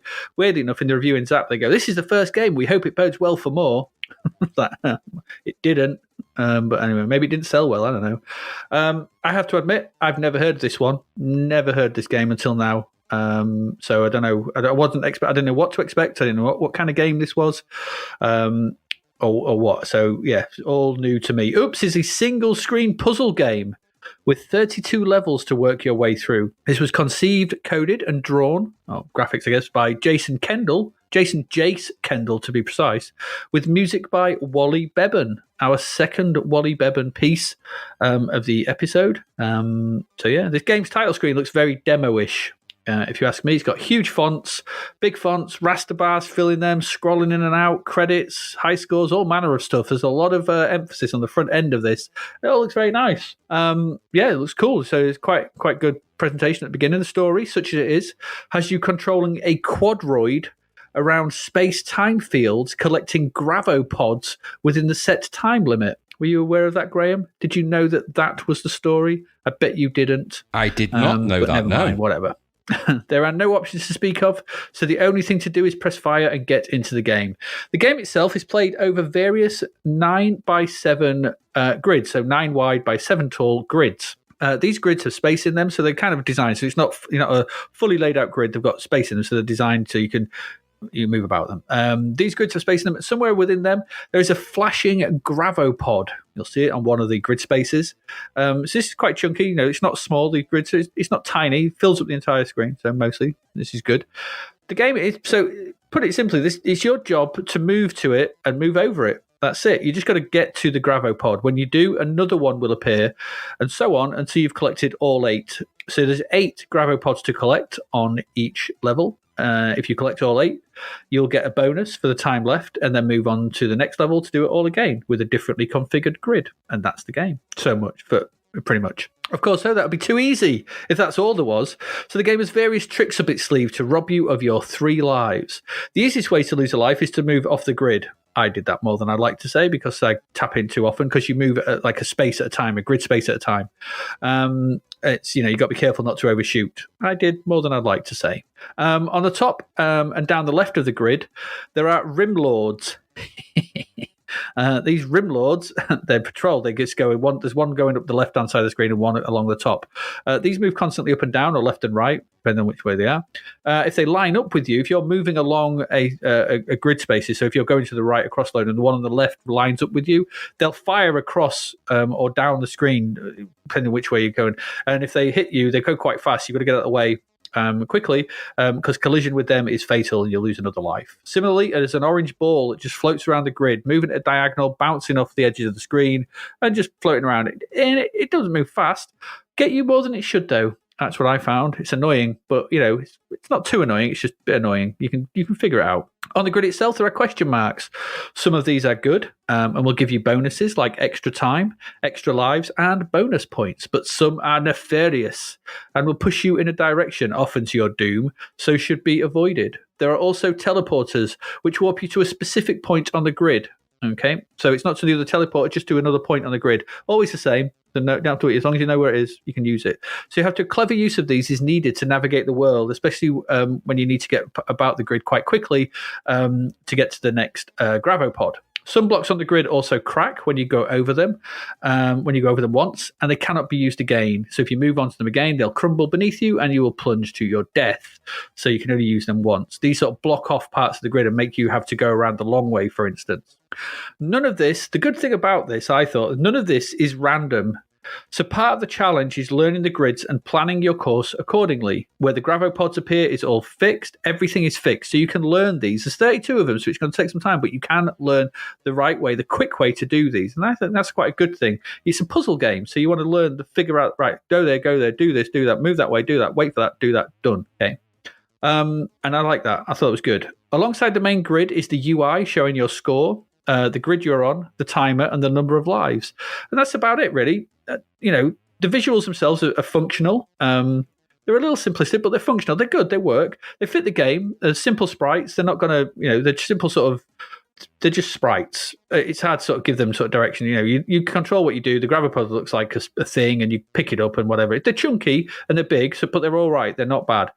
And there's some decent fonts throughout as well. The UI on the right has got some really nice fonts on it, and it looks the part. It looks nice. The music on the title screen is good. The sound effects, they're also perfectly adequate. Everything works. Everything is okay. As single screen puzzlers go, I thought that this was quite a decent one. It all moves fast. There are just enough things to pay attention to at all times to feel challenging but not overwhelming. It's tricky to keep your eyes on the, on everything. But you'll be keeping your eye on the rim lord on the left, only to have the one on the top get you. And you're like, oh, I should have. You kind of got to watch stuff. And then there's the orange ball just floating around, and then trying to work out sometimes because you've got some of the squares actually disappear and then pop back in. So they sort of. You've got to work out when you can move on to them. When they sort of reappear, you get on them quick and then jump off.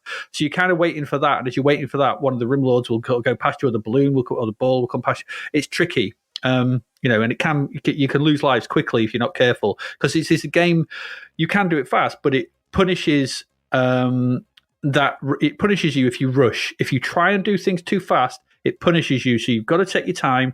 You've got to be a bit, methodical about it. I think that's what this game asks of you.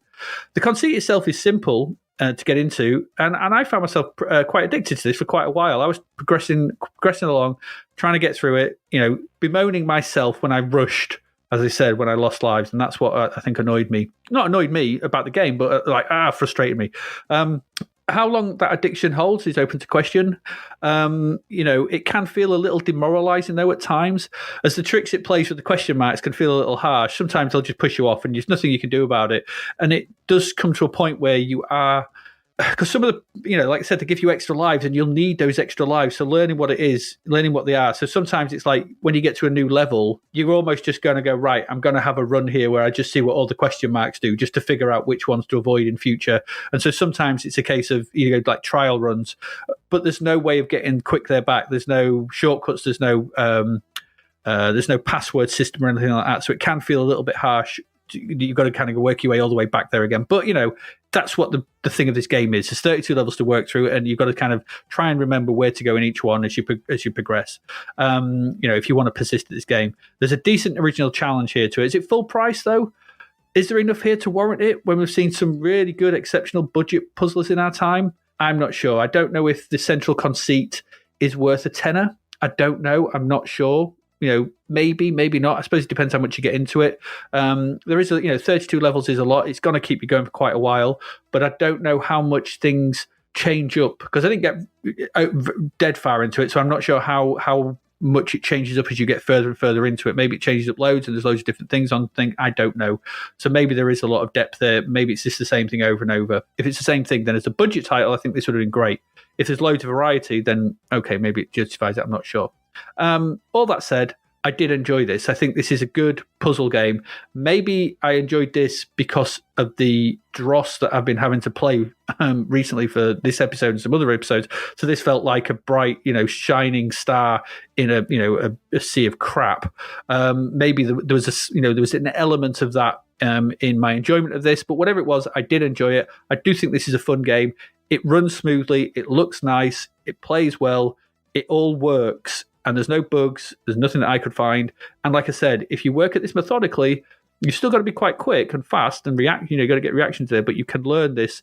And I liked it. So yeah, this was a positive for me. Finally a positive in this episode. So yeah, what about you? Principally the same kind of notion, really. Thought it was a bit pricey for what it offers at £10 for a puzzle game, because like you said, we've seen budget ones, but it is what it is. I thought the graphics and the use of colour were really nice. A bit hard on the eyes after a while, though. Yeah, the moving backgrounds can be a bit... Well, that and the power of raster bars compels the opening title screen, doesn't it? Goodness me, it blasted my eyes out the sockets.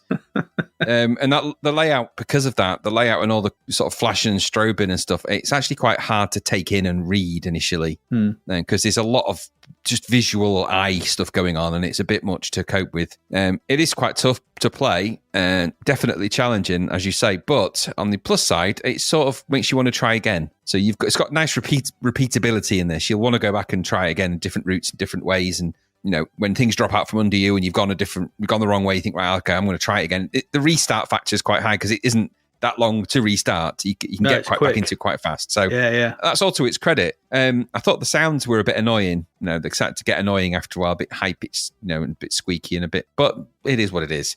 So I enjoyed what I played of it. I quite like the colour schemes as well in this. We've said before that they're an odd choice, that kind of cyan blue and purple in some of the levels and things like that. But at the same time, it does create enough separation for your brain. And I quite like the way they did the scoring down the side as well. It's a nice on-screen presentation, and there's quite a lot going on it actually under the hood. So it's quite a nice, good-looking puzzle game, and it is good. And I said the sort of music in it, because it's Wally Beban, isn't it, the music? Yeah. Again. That's all of that is good. The production of this game, no argument. My only question is it just, if it had been a budget game, I think it would have probably done better, I think. Yeah, but I think so. You know what? They released it for full price. I still can't help but feel that 74% is a little bit on the low side for this. We've seen puzzle games. There was the one from Gremlin, which was the one with the laser beam. I think that scored higher than this. That's a single screen puzzle game. Oh yeah, Destructor. Yeah. Yeah, with a central premise and logic. So I don't quite understand why this has got what it's got, but it is, as I said, what it is. I liked it. It's certainly better than some of the other dumpsters we've had to, go through. So refreshing to play one that just felt like a nice, complete experience and something that made me want to try again. A lot of these games are making me want to not try again, so that's good. That's a good start. Yeah, exactly. I liked it. Good little game, that. Yeah, it was. Surprised me, actually. It's complete. I never really heard of it. I've seen it loads of times, never actually played it, I think, and finally got to go play for it, and I quite enjoyed it. So yeah, it's one I'd recommend. Yeah, do it. Here we go. Oops, nice start. Nice start to this part. Let's hope it continues. Graham, what's it like to be an Aquanaut? Okay. This is from... Hello, this is VoiceOver Graham. I would just like to interject at this moment to inform you that the game that I describe here, Aquanaut, is actually the 1984 version and not the 1988 version. Apologies, got the wrong thing. Sorry. Interceptor software. Oddly, on the front of the tape box, it says suitable for the Commodore 64. That's strange. Suitable. I know it's suitable for the Commodore 64, don't you know? Apparently, it's written by Ian Gray, produced by Richard Paul Jones, music's by Chris Cox, and it was done in machine code, according to the instructions, according to the tape. It says on it, machine code, so so you can be sure. Okay. The game. Yeah, okay. The game. Deep beneath the surface of the oceans, order is maintained by the dedicated submarine pilots of the Aquanaut Patrol. In their sleek, deadly craft, armed with torpedoes and depth charges, they were invincible until they met the challenge of the caves of Shackled. Here were gathered the forces of a malevolent power bent on conquest of the seas. Heat-seeking missiles, sea tanks, hovering mine layers, and worst of all, the lethal hunting mines. These could not be destroyed except by causing them to collide with solid rock. However, their range was limited, and they could be outrun by skilled pilots. These weapons had destroyed all but one of the Aquanauts. Could he penetrate to the deepest cavern and survive to return to his base? Don't know. Could he? Would he want to? No. Would anyone want to? Probably not. No, I don't think he would. No. So let's talk about Aquanaut then. God's sake. This is a side-scrolling shit 'em up. So it's an underwater shoot 'em up, really. And when I say underwater, I would argue this is more like war in a fish tank, really, because the environment you're in looks more like the sort of thing you'd get in a fish tank as opposed to under the sea. Mm-hmm. So you scroll left to right, you're controlling your submarine. Doesn't look much like a submarine, but a submarine is what it is. In the Sequest DSV type notion of a submarine, maybe. And as you progress through the ocean, and you're not that far under the ocean because there's parts where there's fishing rods dangling and white ropes dangling down with little worms on to try and catch fish on what must be the world's largest boats, because the scaling of this game is well out of whack. So you control your submarine, you shoot your torpedoes. That isn't how torpedoes work. No, because torpedoes aren't an underwater weapon. Torpedoes are a underwater to surface weapon. That's how they work. Yep. Anyway, so it's just to shoot them up set underwater with different kind of sprites. Imagine a really rubbish shoot 'em up where you're harassed by clamshells and bubbles and things like that, and you wouldn't be far off what you've got here. It's a bit of an odd thing, this, I found. I mean, it's a fish-based shoot 'em up. Yeah. So the mainstay of the game is exactly as I've described. You sort of go through, sometimes it's caves, sometimes you're underwater, sometimes you're under the surface of the water. Either way, you're underwater. And you go to the left, and enemies will come on, and you have to shoot them. Simple as that. They all die with really annoying squeaks. Whenever you shoot the enemies, it's like the squeakiest sound effects in a game. Like, it's like, why?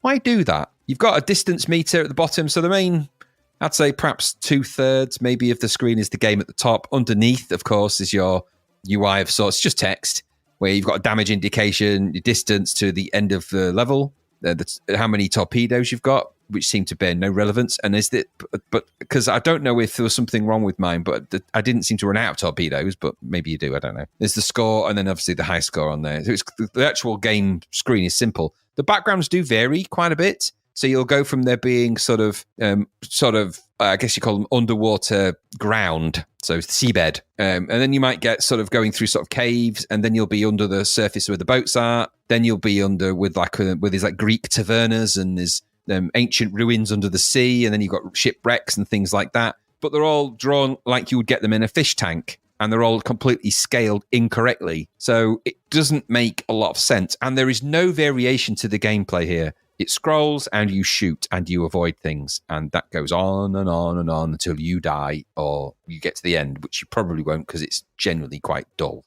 I can see the idea of what they tried here, let's make a submarine game. But had they not played the excellent submarine game that's in Nebulous, because that's way better than this, and better graphically and visually, and same sort of idea. Sound effects, as I've said, really annoying. There's no variation to this. Scroll, float, shoot, repeat. It's dull. I think the submarine graphics are weird. The underwater things are really odd. There's such an odd collection of things in this. It's really strange, but some underwater things you'd expect, and some things you perhaps wouldn't. There's one point where I was being attacked by a load of divers, which seems odd that they would attack a submarine with harpoon guns, but that's what they did. And then next I was being attacked by a swarm of jellyfish, and then bubbles from... It's just a random series of things in this. So, I don't know, war in a fish tank, this for me, and it dulled an endless shit is what I thought of it. It was only $1.99, I suppose, but it got 43% in Zap. I think it's probably about right for what this is, because it's just, it works, and you can shoot things in the fish tank. Other than that, if you're looking for anything else, you're not finding it here. You'll find no happiness there. What did you make of it? No, it's crap. For all that's going on, this is a dreadfully boring horizontal shooter. There's so much flickering. In those sprites in the opening bit, They're so flickery. It's ridiculous. Yeah, okay, the premise may be a little original, but as you've said, and as I've noted, all they've done is take the interstitial part of Nebulous out and try and make a full game from it. That's all they've done, but there's nothing to do aside from shoot stuff. There's no power-ups, no waves of enemies, everything's random, nothing beyond that, and it's slow and boring. You fire too slowly, it all feels half-assed and ugly and painful to play, and so much flickering. Those sprites, none of them ever stop flickering. None of them. It's ridiculous. Shmups, or shit-em-ups, as you rightly said, need a lot more than this, and what is on offer here at this point, considering we had Poltergeist for the same amount of money last week. So think along what that offered and how much is in that and how polished and good that was. This is a bit of a damp squib. That's what I thought anyway. Terrible. Jeez. Damp squid. Damp squid, yeah. Dreadful game. Aquanaut. Yeah, this is rubbish. This is 43%. No, there's not enough. It's rubbish to play. It's horrible. It's just we've got better budget shooters, way better. Yeah, the Earth's oceans are polluted. Sort it out. Yeah, that's terrible, isn't it? It's rubbish. You've seen the cover for this one as well. Borderline imperceptible. I'll see if I can grab a copy and. Looks like a shark with a freaking laser beam attached to its head. It's rubbish, isn't it? Yeah, it ain't good. No, nothing good about Aquanaut. Let's move on. I'm sure it's got to go up. It's got to go up.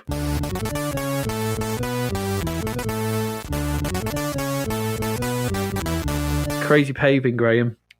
Crazy Paving. It's got 10%. 10%. What do we say about Crazy Paving? Okay, this is a maze game. That would make the BBC blush and turn it down, is what I've noted. There's a story here, and it is thus. Zygmunt has made a right mess of the garden, and there's paving everywhere. How much of a mess do you have to make of a garden that the paving's screwed? What have you done? However, Zygmunt is a lazy so-and-so and has left the job of sorting all this paving craziness out to Howard the robot, which is where you come in, controlling Howard and sorting out the fine mess that Zygmunt has left behind him. That's it. That's what you got to do. You got to sort out this crazy paving. When the game loads, we are treated to a static title screen with a picture of a garden. And I'm going to say the words crazy paving, but they might not be. The Z looks like it's a sombrero on the hat of the A. It's not good. It's not good. It's not. There's nothing else to it. That is the title screen. And it's like, is it loaded? Oh, it has. Okay. There's no instruction to anything, so pressing fire gets you into the game. The top half of the screen is the scrolling view of the garden, made up of horrible character graphics and rubbish sprites. In the center is your droid, and I can't. It's a round thing that's got a sort of rotatey sort of animation thing on it. It's crap. It's not anything special. It's not very good. Background's all black. This garden looks unfriendly. It's all black. The character graphics are mostly yellow and brown, which is never, it's never a good combo, with blue for ponds and gates and the slabs which you have to fix. This is a mixture of blue, black, brown, and yellow. I mean, nothing good can come of those colours. No. So there are enemies that fly about. Should they touch you, you lose one of your 5 lives, and you have to endure a horrible, horrible death tune every single time. Absolute nightmare. Yeah. At the bottom of the screen is the UI showing your score, the high score, number of lives, a health bar, I think. I don't know. And there's a depiction of the next paving slab you have to fix, I think. I didn't quite understand what it was, though, because it wasn't the one I actually found, because the paving slabs are marked by like these sort of square of 9 dots. But you've got to find... I have no idea. It's not clear. It makes no sense. You can move in the 4 directions. You can't move in diagonals. You can shoot as well in the 4 directions. So kind of like a bit like sort of gauntlet-esque sort of thing. There are keys to pick up to open gates, which allow you to get to stairs to access the other levels. Supposedly there are 4 other levels. Not that you'll notice any difference. Each level looks exactly the same in colour and design. There's no difference between them. You just randomly sort of appear in a different place. There are spiders which block routes, but they need to be gotten rid of with the spray that you can pick up to allow access to further on, as you just hunt in vain for the relevant paving slab that you need to fix. Because you've got to do the paving slabs in an order, I think. You can't just go over any paving slab. So, if you just found them and just had to knock them, do them out, I think there's lots of them. But no, you've got to find the right one. But there's nothing telling you. Suppose this picture tells you, but it doesn't. When I did actually find it, it was like, that was just 9 dots. It didn't look like the picture at all. So I couldn't find a manual for this. I couldn't find any instructions, so I was kind of left to my own devices. I was trying to work it out as best as I could. The graphics are ugly on the whole, as I've said. The sound of your shot changes from life to life. Sometimes it's shrill and sometimes it's not. Like the filter just changes all over the shop. The first time I played it, there was no sound till I died, lost a life. And then when I fired, there was a sound. I was like, oh, this is really weird. It's very odd and pretty rubbish, like most of this game. Essentially, it's a boring maze game. You're hampered by gates and the fact that you can only hold one of something. So you've got to pick up a key, go open the gate, go back, get another key, get to the next gate, pick up a spray, kill the spider, find a paving. It's like, what? It's just boring. You're just wandering, backtracking boringly around this so-called garden, getting bored. Track back and open and get bored. You're bored. You only need to find a dead end or some stairs, and it's so slow and leaden and painful that you just want to turn it all off and go away. The game logic makes no real sense. Making you find a certain slab, like I said, they're representing the world by a square of 9 dots, and I couldn't figure out any way to know it was right. It's just simply an exercise in dragging out a shit concept into a full-on pile of crap. It's like kicking a pile of leaves and finding a massive pile of turds underneath it. That's what this is. As I said at the start, this would make the BBC blush. It's £2, yep, but you could buy Thrust, Kickstart, BMX Simulator, Poltergeist, loads of good budget games. We've seen in the chats recently. Things like Ghostbusters and Way of the Exploding Fist. All those Activision classics that all came out for cheap. All those great budget games are the same price as this. God knows. This would have been bad in 1984. Now, I'm going to come back to that in a minute. I remember buying Pedro and knowing that I'd bought a bad thing in 1984. And had I bought this back then, I would have felt the same. Put it out in 1988, it's just robbing kids of their cash again. Awful game. There's nothing crazy about it, which is the biggest insult of all. Now, this came from Top 10. I think Top 10 did those other ones the other week when we looked at them, which we were saying, like, someone's found a box of discs or behind a filing cabinet with some games on that were clearly made in 1983-84 and have just decided to release them. Now, the guy who made this, I didn't note down his name. It's Ken somebody or other. And all his games came around that time. It was, let me have a look. It's Ken Smith. For Ken Smith, Sweep, Cricket 64, 1984. I don't think this guy, I think this is an old game that's just been found, and I think it's just been re-released. And it's not a good thing. It's utterly crap, this. And 10% is, it's awful. It plays awful. It looks terrible. That sound when you die, that tune when you die. Ugh. I'm guessing you didn't like this. No, I did not. That awful death restart tune, because it plays it twice, doesn't it? You get it when you die and you get it when it respawns as well. Yeah. Just no. Awful graphics, awful controls, no diagonals, nightmare. No idea what this even is, really. Sometimes it just didn't respond to the controls that I was trying to get it to do anyway. What the hell has this got to do with paving, really? I know it's sort of in a park and that, on a garden rather, and I get that. Really, a game where you stagger around a garden being attacked by bees, and there's stairs, and at that point I just wrote, fuck off. That was my comment there. Burn this abomination. And that was kind of my summary for this, really. I mean, you're entering the elite group. It's just got a new entry, hasn't it? It's in the 10% club. Yeah, another one. And that is an elite group. You're in great company there. That group is burgeoning over the last few months. Well, exactly. I mean, there's a few near misses, but that's gone straight in there with its 10%. Just utterly crap. No, thank you. I'll look elsewhere, thanks. I reckon there's probably a good full-price US gold game that would be much better than that. You reckon? I reckon there might be, yeah. Well, let's fast forward on through time then, and see if you're right.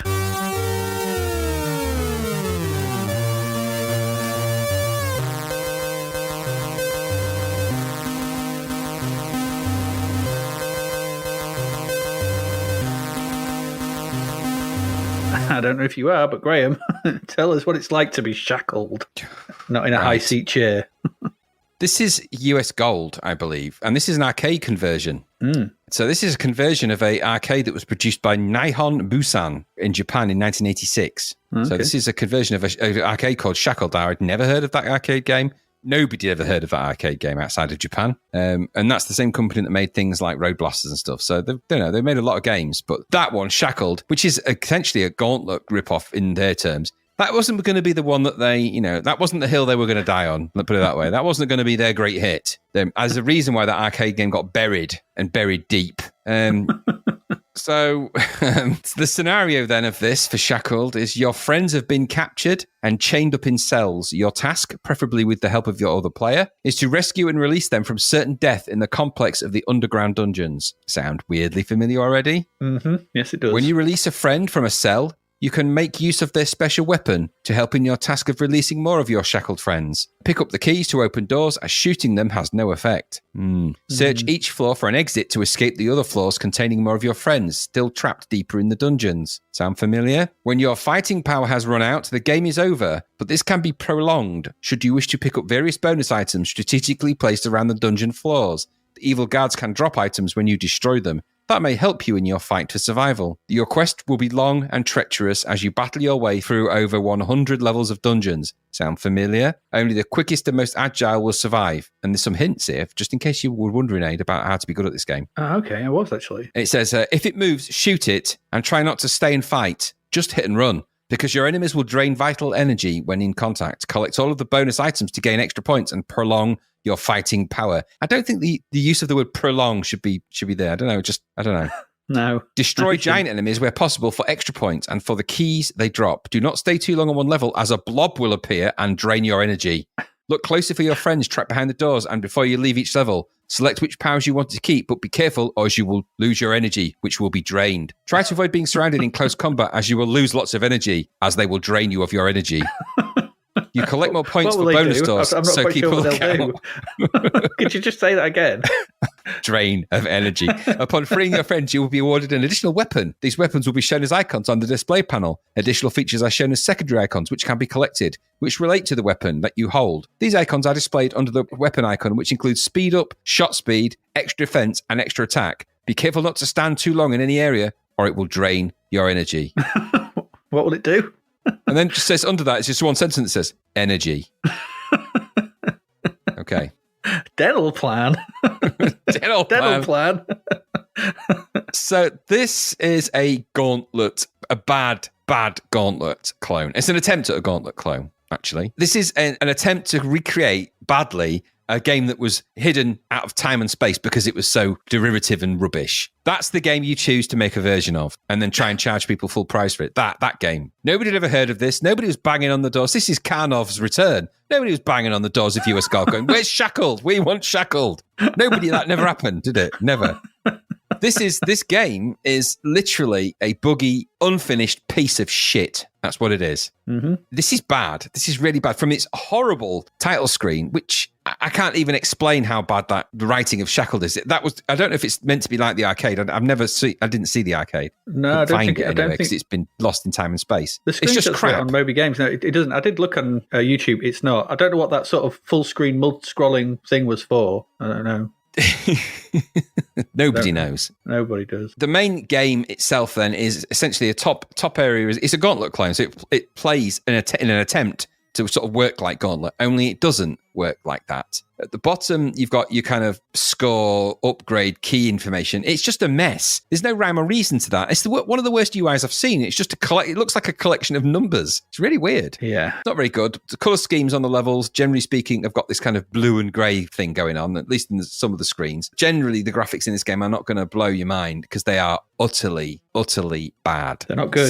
So this is, I mean, this is unfinished. There's no way around that. It's unfinished because it bugged out so much when I was playing it in ways that means this game was released broken. And that's a bad thing to do, release a broken game. Mm-hmm. There's dreadful music in this, terrible sprites. I mean, I'm no artist, but even I can draw better sprites than that. And the backgrounds, it's got this kind of tiled effect, but they're not very good at all. They don't look anything like Gauntlet. Wasn't amazing, but it's literally a Picasso compared to the nonsense that they're displaying here. But the problems aren't really, I mean, that would be bad enough, that the graphics are crap, the sprites are crap, the controls aren't very good. It slows down when you press fire to shoot. It actually slows down because that's a bug, because the cycle counting's all wrong. There's bugs dripping from this game literally everywhere. Do you know, at one point, I just ran off the screen. I just ran off. So I was in the middle of nowhere, just ran off. Another point, I went to the bottom of the screen and it just disappeared. Weirdly, that is a thing from the arcade game. Because I was watching a playthrough on YouTube of the arcade game, and that's what someone does in that, and it's a secret passage to a sort of another area. This was no secret passage. I was in the middle of nowhere, unable to move, just frozen in the game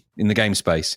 So I had to restart the whole thing because I just couldn't move. I just found myself locked into a sprite square. So there's bugs all over the place, though. Yes, I get the idea there might be secret tunnels, but the graphics aren't indicative of any of that. You're not going to want to do that or find them. It doesn't work that way. The enemies are completely random. I mean, literally random. There's no rhyme or reason to what they do. They're just random and slow things down. It's not good. It's just a really shoddy piece of shit that should never have been released at all in this state to anybody ever. But here we are. Another Data East, because that's, I think, who's behind this in some way? It's not a Data East arcade, but it's copyright Data East, so maybe they had the license for it. I think they may have had the license for the West. But I mean, goodness me, this is bad. Nobody should have to suffer this. I mean, the Zapped review is they spell it out pretty clearly. This is utterly, utterly dreadful, with really bad, blocky, horrible sprites, terrible colours, really bad design. Everything's based around Gauntlet, so it's Gauntlet themed, really. Utterly, utterly terrible. And if that weren't bad enough, you've got all this other crap naff sound. It's just rubbish. Everything about it's rubbish. Utterly bad. I think this is easily a contender, if not one of it might be the worst arcade conversion of anything I have ever seen. And I'll tell you what, this makes the student version of Gauntlet that we once saw, makes that look like a complete and wonderful game. And I mean, and that's saying something. I saw that version. This is awful. And I found myself annoyed at this for several different reasons. Firstly, it surprised me that US Gold because it was US Gold that did the Gauntlet license, wasn't it? Yeah, the Gremlin converted, didn't they? And US Gold released it. So why would US Gold release this? Why would they release it? Why would it be released unfinished and buggy? I mean, what are they doing? Who is this for? What audience is this for? Why would you release a crap version of a game that you've already released? This actually shows that they had absolutely no regard. US Gold originally, their remit for US Gold, according to the man from US Gold in the Bedrooms to Billions film, he said that his idea was that he would get games that were released in the US and bring them to the UK. And that's why they were US Gold. There were games that would do really well in the US that wouldn't have got a foothold here. And, some young talented games people there, Bruce Carver and people like that, and some of those early US Gold games. And then you get to a point when there's this. Mm-hmm. I don't get it. I don't get what the motivation is for releasing a broken, naff version of something you've already released that was better. I don't get it. What it's demonstrated is that they have absolutely no regard. As long as it's trying to make a bit of money and squeezing a few quid out of somebody somewhere, there's a sucker that'll buy that. I think it's just so morally apprehensible and offensive. And I know it's business and all's fair in love and war and all's fair in love and business. And I get all that. It's, games are business, but it's only 1988. Is this really the lasting legacy of the games industry? This is the real games industry from the 80s that we're talking about now, not the fantasy world of the Bedrooms to Billions documentary series, not that fantasy where everything was amazing. This is the real world. You're releasing a crap broken arcade conversion nobody wanted to an unsuspecting world for £10 and ripping people off. And there's been plenty of them. I think it's abhorrent. And this should not be allowed to happen. So it got 23%. I would have given this 0.0. So absolutely shit. Utterly an annoying shit as well. But I expect you loved it. I did say we might agree on everything. You never know. Yeah, never heard of this in the arcade, and now I've seen the C64 version. I never want to. This awful slowdown-ridden nightmare is just another in a long line of substandard Gauntlet-style clones. The graphics on this are terrible. The levels are the same as the arcade, I guess, and they have tried to emulate the arcade sound, but they've not done it. But it's so slow and tedious. The slowdown? Did I mention the slowdown and the flickering sprites? The slowdown in this is beyond belief. It's the worst slowdown I've seen in a long, long time. Broken. It's full. It's just proper broken. Yeah, it's just. I mean, I think you've elucidated on it enough. I think you've spelled it out quite clearly. This is just dull. Another example of how desperate publishers are to put anything with an arcade pulse to the machine. That's it. That's all this is. It's just if it exists in some dark corner of an arcade somewhere, if someone's got something, someone will port it to all the 8-bit machines and then throw it out. It doesn't matter about the quality. It doesn't matter. If we throw enough of them out, we'll make money somewhere along the line. So then this will get a budget release. It'll get put on compilations and yada, yada. It'll pay for itself somewhere along the line, but it's ultimately crap and just evidence of bad business practices we have seen for a long time now. What was going on in the 80s with these kind of games. Yeah, you don't have what we're nearly 1,000 games, and it's just more rubbish. More rubbish. No. Shackled is a terrible thing. There we go, that's Shackled. We've got one more left. Let's hope it's a good one. Let's hope. Bruce Lee, Graham. Bruce Lee is here to save the day. Yay! Good old Bruce. Finally gets a budget release. Hey, at £2, yeah. So Bruce Lee got 92%, silver medal. Here we are. The game that really should have been covered in episode 0. We really should have covered it then, shouldn't we? It's finally here. I don't know why we overlooked it back then. I can't remember. Everyone's favourite martial artist and pre-Zapped game finally making its way to a budget release and into the podcast. Yes, it's Bruce Lee, re-released by Americana for the princely price of just £2. So, Bruce Lee. This was originally by Datasoft and coded by Ron J. Fortier with graphics by Kelly Day. We have spoken about this. I just want to say, we were guests on the Hands-on Gaming podcast, isn't it? Hands-on Gaming podcast, yeah. some time back, where we looked at all the different versions of this game. We did. So if you're interested in what we think about the Spectrum or the Amstrad or the BBC or the MSX versions, go listen to that. But I'll go in a bit more detail here, obviously. But yeah, we can see all those versions back then. So yeah, it's got coded by Ron J. Fortier, graphics by Kelly Day, and music and sounds by John A. Fitzpatrick. After a decent loading screen rendition of Bruce Lee, that loading screen is really pretty good, isn't it?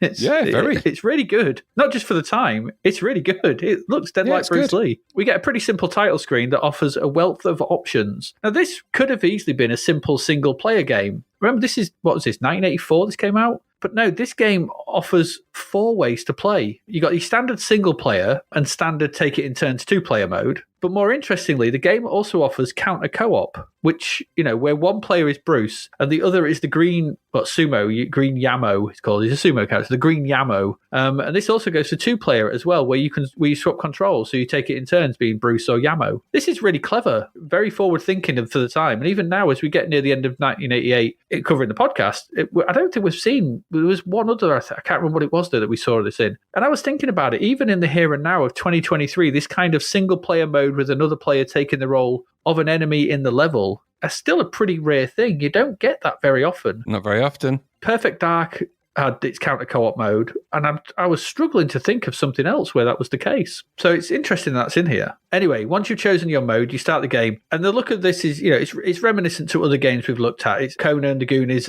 Zorro. It's that kind of single-screen platformer, puzzly type thing. If you're familiar with them, we've covered them. It's that sort of thing. But this, obviously, I think was the original one and kind of started those kind of mold of those games. I think this was the first one. When the game starts, Bruce is above ground, and you've got to navigate the top 3 screens in order to open the secret entrance to the grounds below. You see, Bruce is trying to infiltrate the fortress of a great wizard and steal the secret of immortality contained within. So, scattered around the screens are lanterns hanging from the platforms, and all of these must be collected simply by jumping into them on the first 3 screens, and that opens a door in the middle screen. Once you drop down through the secret door, you collect lanterns as you go, and that opens up doorways and passages and allows you to progress through the game's 20 screens. But beware, perilous traps await the unwary, with pointy scenery and flashing lights on the floor spelling doom for Bruce and the loss of one of his 5 lives. Should you lose all 5, your quest for immortality will have to wait for the next go. The environment is not the only thing that is set against Bruce. There's a fiendish ninja and aforementioned green sumo, the Green Yamo, and they hunt Bruce down as he progresses through the levels, appearing on each screen after a short pause to track you down. Bruce can fight back, though, can do a flying kick or a standing punch to ward off and take out these enemies. If you do a flying kick, it does more damage than a punch, but you've got to time it right. But you've got to be careful, though, because Yamo can also do a flying kick and a punch, and will do and send you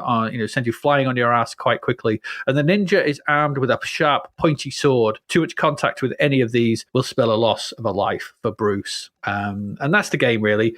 Try and progress through 20 screens, collecting the lanterns, they're not really puzzles, they're just sort of open doors, and try and make your way through to the wizard and press the buttons, kill him, and get immortality, and then it repeats. That's it. So this is one of those games that really showed what a decent game could be well before Zapped got going. This is predate Zapped, and along with those kind of other Activision titles, those other seminal titles for the machine that everyone tends to look fondly back on.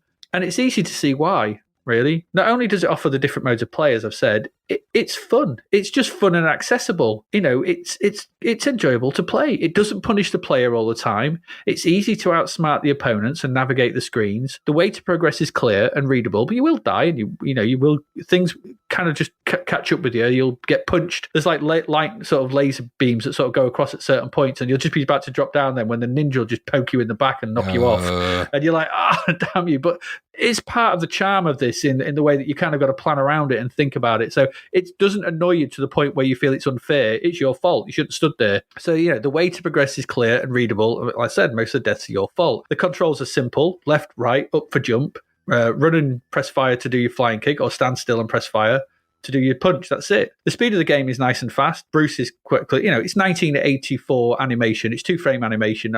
It is what it is. The graphics are clear, presentable, and functional. Above all, you can see everything that you need to see. Everything is clear. So the lanterns are obvious. You know what you've got to collect. There's nothing gets in the way of you reading the screen. It's all very readable. There aren't hundreds of annoying enemies constantly bothering you. It's just a ninja and Yamo and you, and that's it on each screen, apart from the pointy bits or the sort of electrified fours. That's it's cool. It's nice. It feels decent. In this period where a game is getting pushed to do filled in 3D or clever stuff with multiplexes and the like, it was kind of nice to go back to something simple and clever and well designed. This was always my favorite of these kind of games by Datasoft, and it still is. I think I completed this back in the day, and I did get fairly far into it again now. The old magic wasn't quite there, but there's enough of it to see me get quite far, and I really did enjoy my time with this again. Again, this comes on the back of the other rubbish we played this week. This is, I think, one of the 64's all-time classics. In as far as it's just fun, it's of its time, but it's a nice game. It plays well. It's forward-thinking. It's enjoyable, and I enjoyed it. So it's good to see something that stood the test of time. And what more can say? It's Bruce Lee. People remember it fondly, and there's a reason for that. It's a damn good game. What did you think? Yeah, same. Bruce Lee has always been one of the super classic C64 games, as far as I'm concerned. I remember playing it years ago. Loved it then. The little sort of Yamo sound that it makes. It sort of sounds. It goes, oh. Little call that it makes. It's just really cool. There's nothing I don't like about this game, and I put aside the fidelity of the graphics, because just looking at some of the NAF games that we've played, the graphics on this aren't they're of their time, but they exactly represent what they need to be in any given moment in that game. The backgrounds and the stuff are all what they are. Mm-hmm. There's plenty of game screen to play. There's plenty of the puzzles in there to get the lanterns and the bits and bobs and all of that, and the way that the sort of the hit sequences work with the enemies, and they sort of disappear, don't they, come back. Mm-hmm. I really like it. Bruce Lee is a really clever little game. Always was. For £2, it's a bargain as well. I mean, it's a great game for £2. It's easily one of the best budget titles out there. In terms of the re-releases of the budget titles, so up there with the Ghostbusters and things like that for $1.99, you can't go wrong. It's an absolute must-have in any C64 collection, Bruce Lee. And a game I used to go back to. Sometimes you got a lot of discs in a disc box, or tapes in a tape box. Either way, I had discs, and you sat there and you think, and you've got loads of new games in there, and I had demos and all sorts of stuff. And I'm flicking through, and I'm like, what can I have a go at? I don't know. And you'll come across Bruce Lee, and you'll be like, I'm going to play Bruce Lee, because you know what you're bloody getting. Yep. You know exactly what the parameters of that game are. It's no more. It fully works. There's no silly stuff. It's just straight in, and it's a load of fun. That is the power of Bruce Lee as a game. That's its real strength, is that and there was no period in there my entire time with the C64 where that didn't happen. One of the games I'd flick through, Bruce Lee would be there. I remember the disc I had it on, because I remember it had a little blue label in the corner with my handwriting on with Bruce Lee on it. I remember it. And I remember thinking that disc must have had more disk drive time, because I played it so much, because it was just the go-to game. If I was ever a bit of a low ebb, or I just fancied a bit of, not just a quick game to play something, I'd put it on. It's a great, great game. Always was, always will be. And as you said on the other podcast that we played it on, the Hands-On Gaming podcast, where we played every version of it. And I think there was others that moved a bit quicker, and there was others that had a sort of slight different take on things and all the rest of it. But the C64 version is a good, compelling version of the game. Definitely worth it. And 92%. I mean, 92% for a game of this age at budget price. I know it's a silver medal, isn't it? It should be a gold medal, really. Give it a gold medal, I think, just for because you can. But anyway, great game, Bruce Lee. I really like it. Still do. It's still a great game now. Even when I played it for this, I was on it for hours. It was the game I played the longest out of all the games that we played for this episode, by miles. By miles. It was the one I looked forward to getting to. having endured some of the utter crap of Shackled, Crazy Paving, Aquanaut, Marauder, Metropolis, Chubby Gristle, having endured all of that, the chug of Darkside, couldn't wait to get to Bruce Lee. It felt like that moment again. I was flicking through my disc box. I'd gone past Darkside, Metropolis, had gone through them all, and Bruce Lee was like, "Ah!" Like the bloody gold case in Pulp Fiction when he opens it. It was right there. And I'm like, thank God that was at the end, because I was starting to lose all hope at the end of Shackled. I'm like, I was so cross, and Bruce Lee brought me back to a bit of C64 game royalty and reality. What a cracking little game that is. Go play it immediately. Go play it. Yeah, I agree. It was having... Obviously, we revisited it not so long back for the Hands On Gaming podcast. I knew it was still stood up, and I knew it was still really good. We still really enjoyed it. It was the reason I put it bang at the end of this. I thought it'd be a nice one to end the month on. We know we still like it. It's still very good. And those other games, which I didn't recognise, we're getting all those scores. And I thought, we're going to need something. At least I know this is going to be enjoyable. Exactly. So I knew we would need something. But yeah, Bruce Lee's great. It is really good.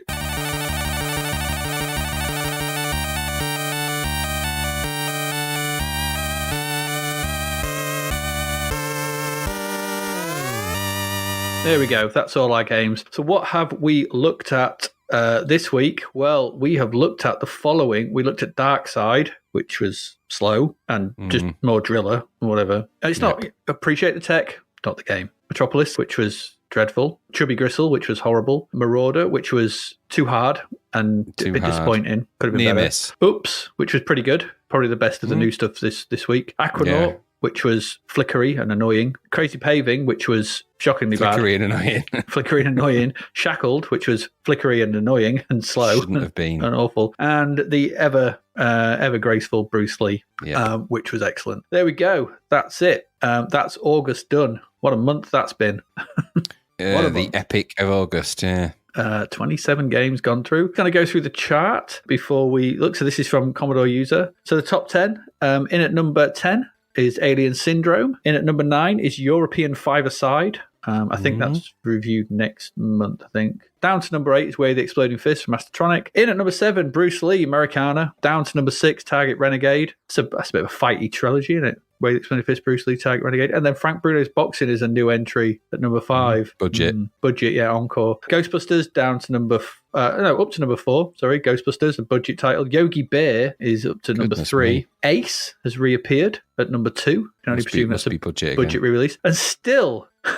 for about the third month running. How? At number 1 is Steve Davis's Snooker. Blue Ribbon must be like happening? Racking in the pounds.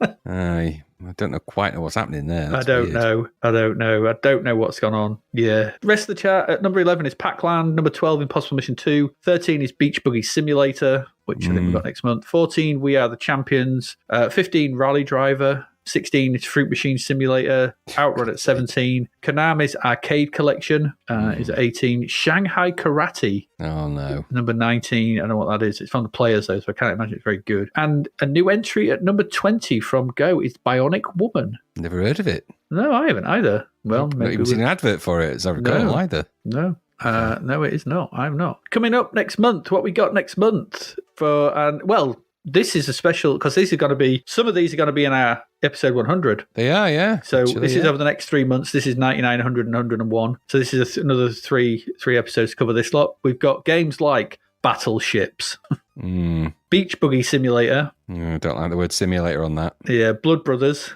Not sure. Dizzy. Okay. Empire Strikes Back. European Five-A-Side. Fernandez Must Die. Sounds interesting. Okay. Football Manager 2. Start loading it now. I was just going to say that. Start loading it now. iZera. Okay. Kane 2. Did anyone want that? No. Nighttime. The prequel to the game that we've already played. The Missing Link. Last Ninja 2. Last Ninja 2. All right, that's in there. Mickey Mouse. Okay. Netherworld. 19 Part 1. That's based on the song. Great. Ninja Scooter Simulator. Oh, Lord. The President is Missing. That's I've heard that's Paul Norman. Okay. So I've heard that's actually quite good. It's quite sort of an interesting sort of detective type thing I've seen. Be interesting to check it out. Professional Snooker Simulator. I've looked at a screenshot of that, and I think it might be the 4th time we've played that game. Oh, it can't be the same one as the others. I don't know. It looks I mean, I don't know. Maybe it's not, but it looked very similar to something we've played before. Dear. Road Blasters. Oh, gosh. Yeah, Rogue. Okay. I don't know about Salamander. It's there. Shoot 'em up, innit? Yeah, I'm looking forward to that one. Hopefully that's good. It's a sizzler, so hopefully that's a good version. Slime is Mine. Okay. Sword Slayer. That doesn't sound good, that. It's just the most boring title, isn't it? It's just like, Yeah. I am the Sword Slayer. What, you slay swords? No. Yeah, I don't get it. Yeah, I use my sword to slay people. That's not what you said. Yeah, it's You not said what you slay that- swords. Your name's wrong. It's all wrong. Typhoon. I've got a vector. My vector graphics wobbliness is Yeah, so my vector alarm's just gone off. he's gone off. I might have to check the magazine for that. Oh dear. Let me just carry on. Then we've got finally WizBiz. Okay. WizBiz. WizBiz, whatever the hell that is. Great selection there, is there? But Salamander is, as I remember it, quite good. We've got Last Ninja 2. Yeah, and that is also, it's actually better than you think. Yeah. Salamander looks pretty good. I'm just trying One to thing find... we've got to look forward to, of course, with Last Ninja 2 is the amazing Matt Gray soundtrack to it. Yeah, that is excellent. Yeah. Well, Matt Gray / Tangerine Dream. Yeah, true. Typhoon, you'll be pleased to know, is an arcade vertical scrolling shoot 'em up. Oh, works for me then. It's better than another bloody Vector game. Yeah, I had to open the magazine quickly. The only Vector one we've got next time, I think, is Empire Strikes Back. Is that Slimey's Mine? Is that a silver medal? Or what is that? It says SM. Yeah, it's silver medal. It's a budget silver medaler. Oh, okay. Okay. So, I mean, Nothing else to yeah, look there's some forward to. interesting stuff there, but I'm sure that doesn't look as bad as what we've just gone through. No. I have to say. I'm interested to see what the hell they do with this 19 game. Yeah. Netherworld looks quite interesting. Just looking at it now. 19 looks like a sort of, it's a boot camp thing, so it looks like a sort of, what was that one? Combat School? Was it Combat School? Yeah. Looks something By the similar way, to that. when you were looking through the pages of issue 40, did you happen upon the US Gold advert for Psycho Pigs UXB? I didn't really want to mention it right at the beginning. Yeah, isn't it terrible? Oh, God, yeah, I mean, yeah. I know it's of its time, but I just, for those of you that I won't describe it. It's basically a semi-naked woman with some turgid sexual observation about it. But it's just, the adverts are getting more and more ballsy in that respect, aren't they? It's quite interesting. And so, be interesting to start, there's one in there with Gary Glitter. Well, it's not good. It's not good, that. Yeah, the Gary Glitter one has not aged. No. So he's advertising young person's rail cards. I don't think Gary Glitter being depicted is a good idea. No. In retrospect. It just surprised me that, not so much the Gary Glitter thing, that is just horrible, but with the Barbarian and with Vixen, that obviously we've looked at Barbarian 2, which has got scantily clad women. We've looked at Vixen, scantily clad women. Psycho Pigs USB, very scantily clad woman, arguably quite an offensive advert nowadays, really, that sort of thing. Oh, very in much that so, way. yeah. So I just find it odd, it seems to be heading in a bit of a naff direction, actually. Is it signs of desperation there? Is it a bit of desperation? I think it's just whatever tries to sell to the sort of young pubescent or hormone raging teens of the time, I guess. Just trying to aim at them, aren't they? I just wondered what your thoughts were, because I think we're going to start to see more and more less crap verts and more of these horror verts. I was tempted to put that Psycho Pigs UXB in as a crap vert, but then I thought, you know what? I think it's not really a crap vert. It's not crap vert in the traditional sense, as you say, is it? It's not. No. It's nasty, over sexualized. But I think it's such a horrible direction to take the games industry advertising that I think it's a treacherous path they're treading, really, for some of those games. But sheer signs of desperation, really. I mean, as bad as Vixen was and Barbarian 2 are, at least, I mean, you could argue that they're giving the females in those adverts some agency. They are they are the combat fighters. They're not maidens waiting to be. That Psycho Pigs UXB is just, she's sat laying there holding a box and there's it's not great. But the Vixen one and that, at least I know what they're doing. They're using a pastry model. I get it. But at least they're going, well, at least they kick ass. And there is, I'm not saying they're great. I'm not. But I think there's a difference between that Psycho Pigs one. Well, they are characters in the game, aren't they? Exactly. And like I said, they have agency, even if they're in bikinis. Yeah. But that advert for Psycho Pigs, I was like, when I saw it, I was like, goodness me. Yeah, it's not great. I don't remember them at the time either. They're not. It's not like I remember the Barbarian advert, but I remember it more for the game, but I don't remember the Psycho Pigs one until I saw it in Zapped. I'm like, oh, that's not good, is it? I do remember the Psycho Pigs one. Yeah, here we go. That's it. That's August. That's done. We're done. So if you wish to support the podcast, you can do that. You can do it in a couple of ways now. You can do it if you want to sign up to our Patreon. That is patreon.com/zapped to the past. And you can go there and do that. You can sign up for £1 if you just want to chuck us a quid each month. That would be great. Or you can get the full fat experience where you can get access to the episodes early, ad free. You can sign up. You get signed up to our Discord server if you want to come and chat with us, and everyone that's chatting along there, and get. We do sort of high score competitions each week and challenges and things like that. You can ask us questions for our Ask the Podcast and stuff like that. And that is for pretty much the price of a pint of beer. Alternatively, we do have a Ko-fi now as well. Coffee, I don't know how you pronounce this, and that's ko-fi.com/zap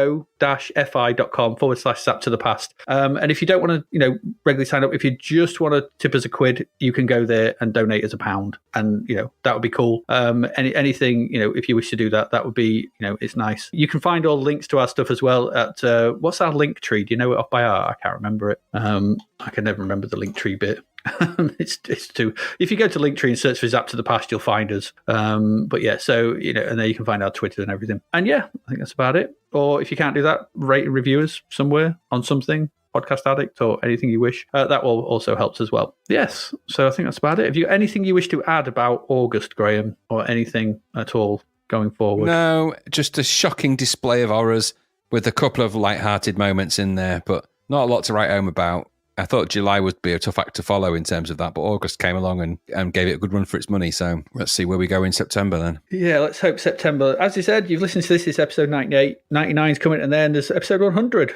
We made it to 100, amazingly. And so look out for that, because there will be some good stuff coming up in that. And that's about all I'm going to say now. I might play some more Bruce Lee. It's really good. It is very good. It is very good. So I think on that note, should we sign off? I think we should sign off. I've been Adrian Mills. And I have been Graham Raddings. And you have been listening to Zapped to the Past, and we will see you again next week. Goodbye.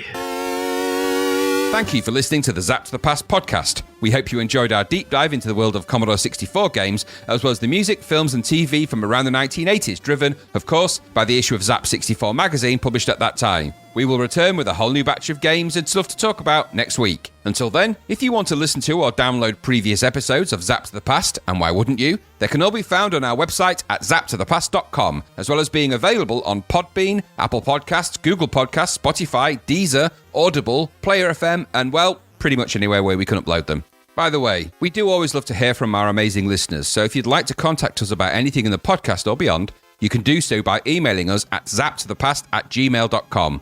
We're also active on Twitter under @ZapTother, as well as Facebook, Instagram, and most social media platforms. Just search for Zap to the Past and you'll find us. Oh, and if you like the podcast and what we're doing, please do like, share, review, rate us. It really helps. Something, apparently. The Zap to the Past podcast is written and produced by Adrian Mills and Graham Raddings, and recorded at Flaky Bits 2.0 Studio.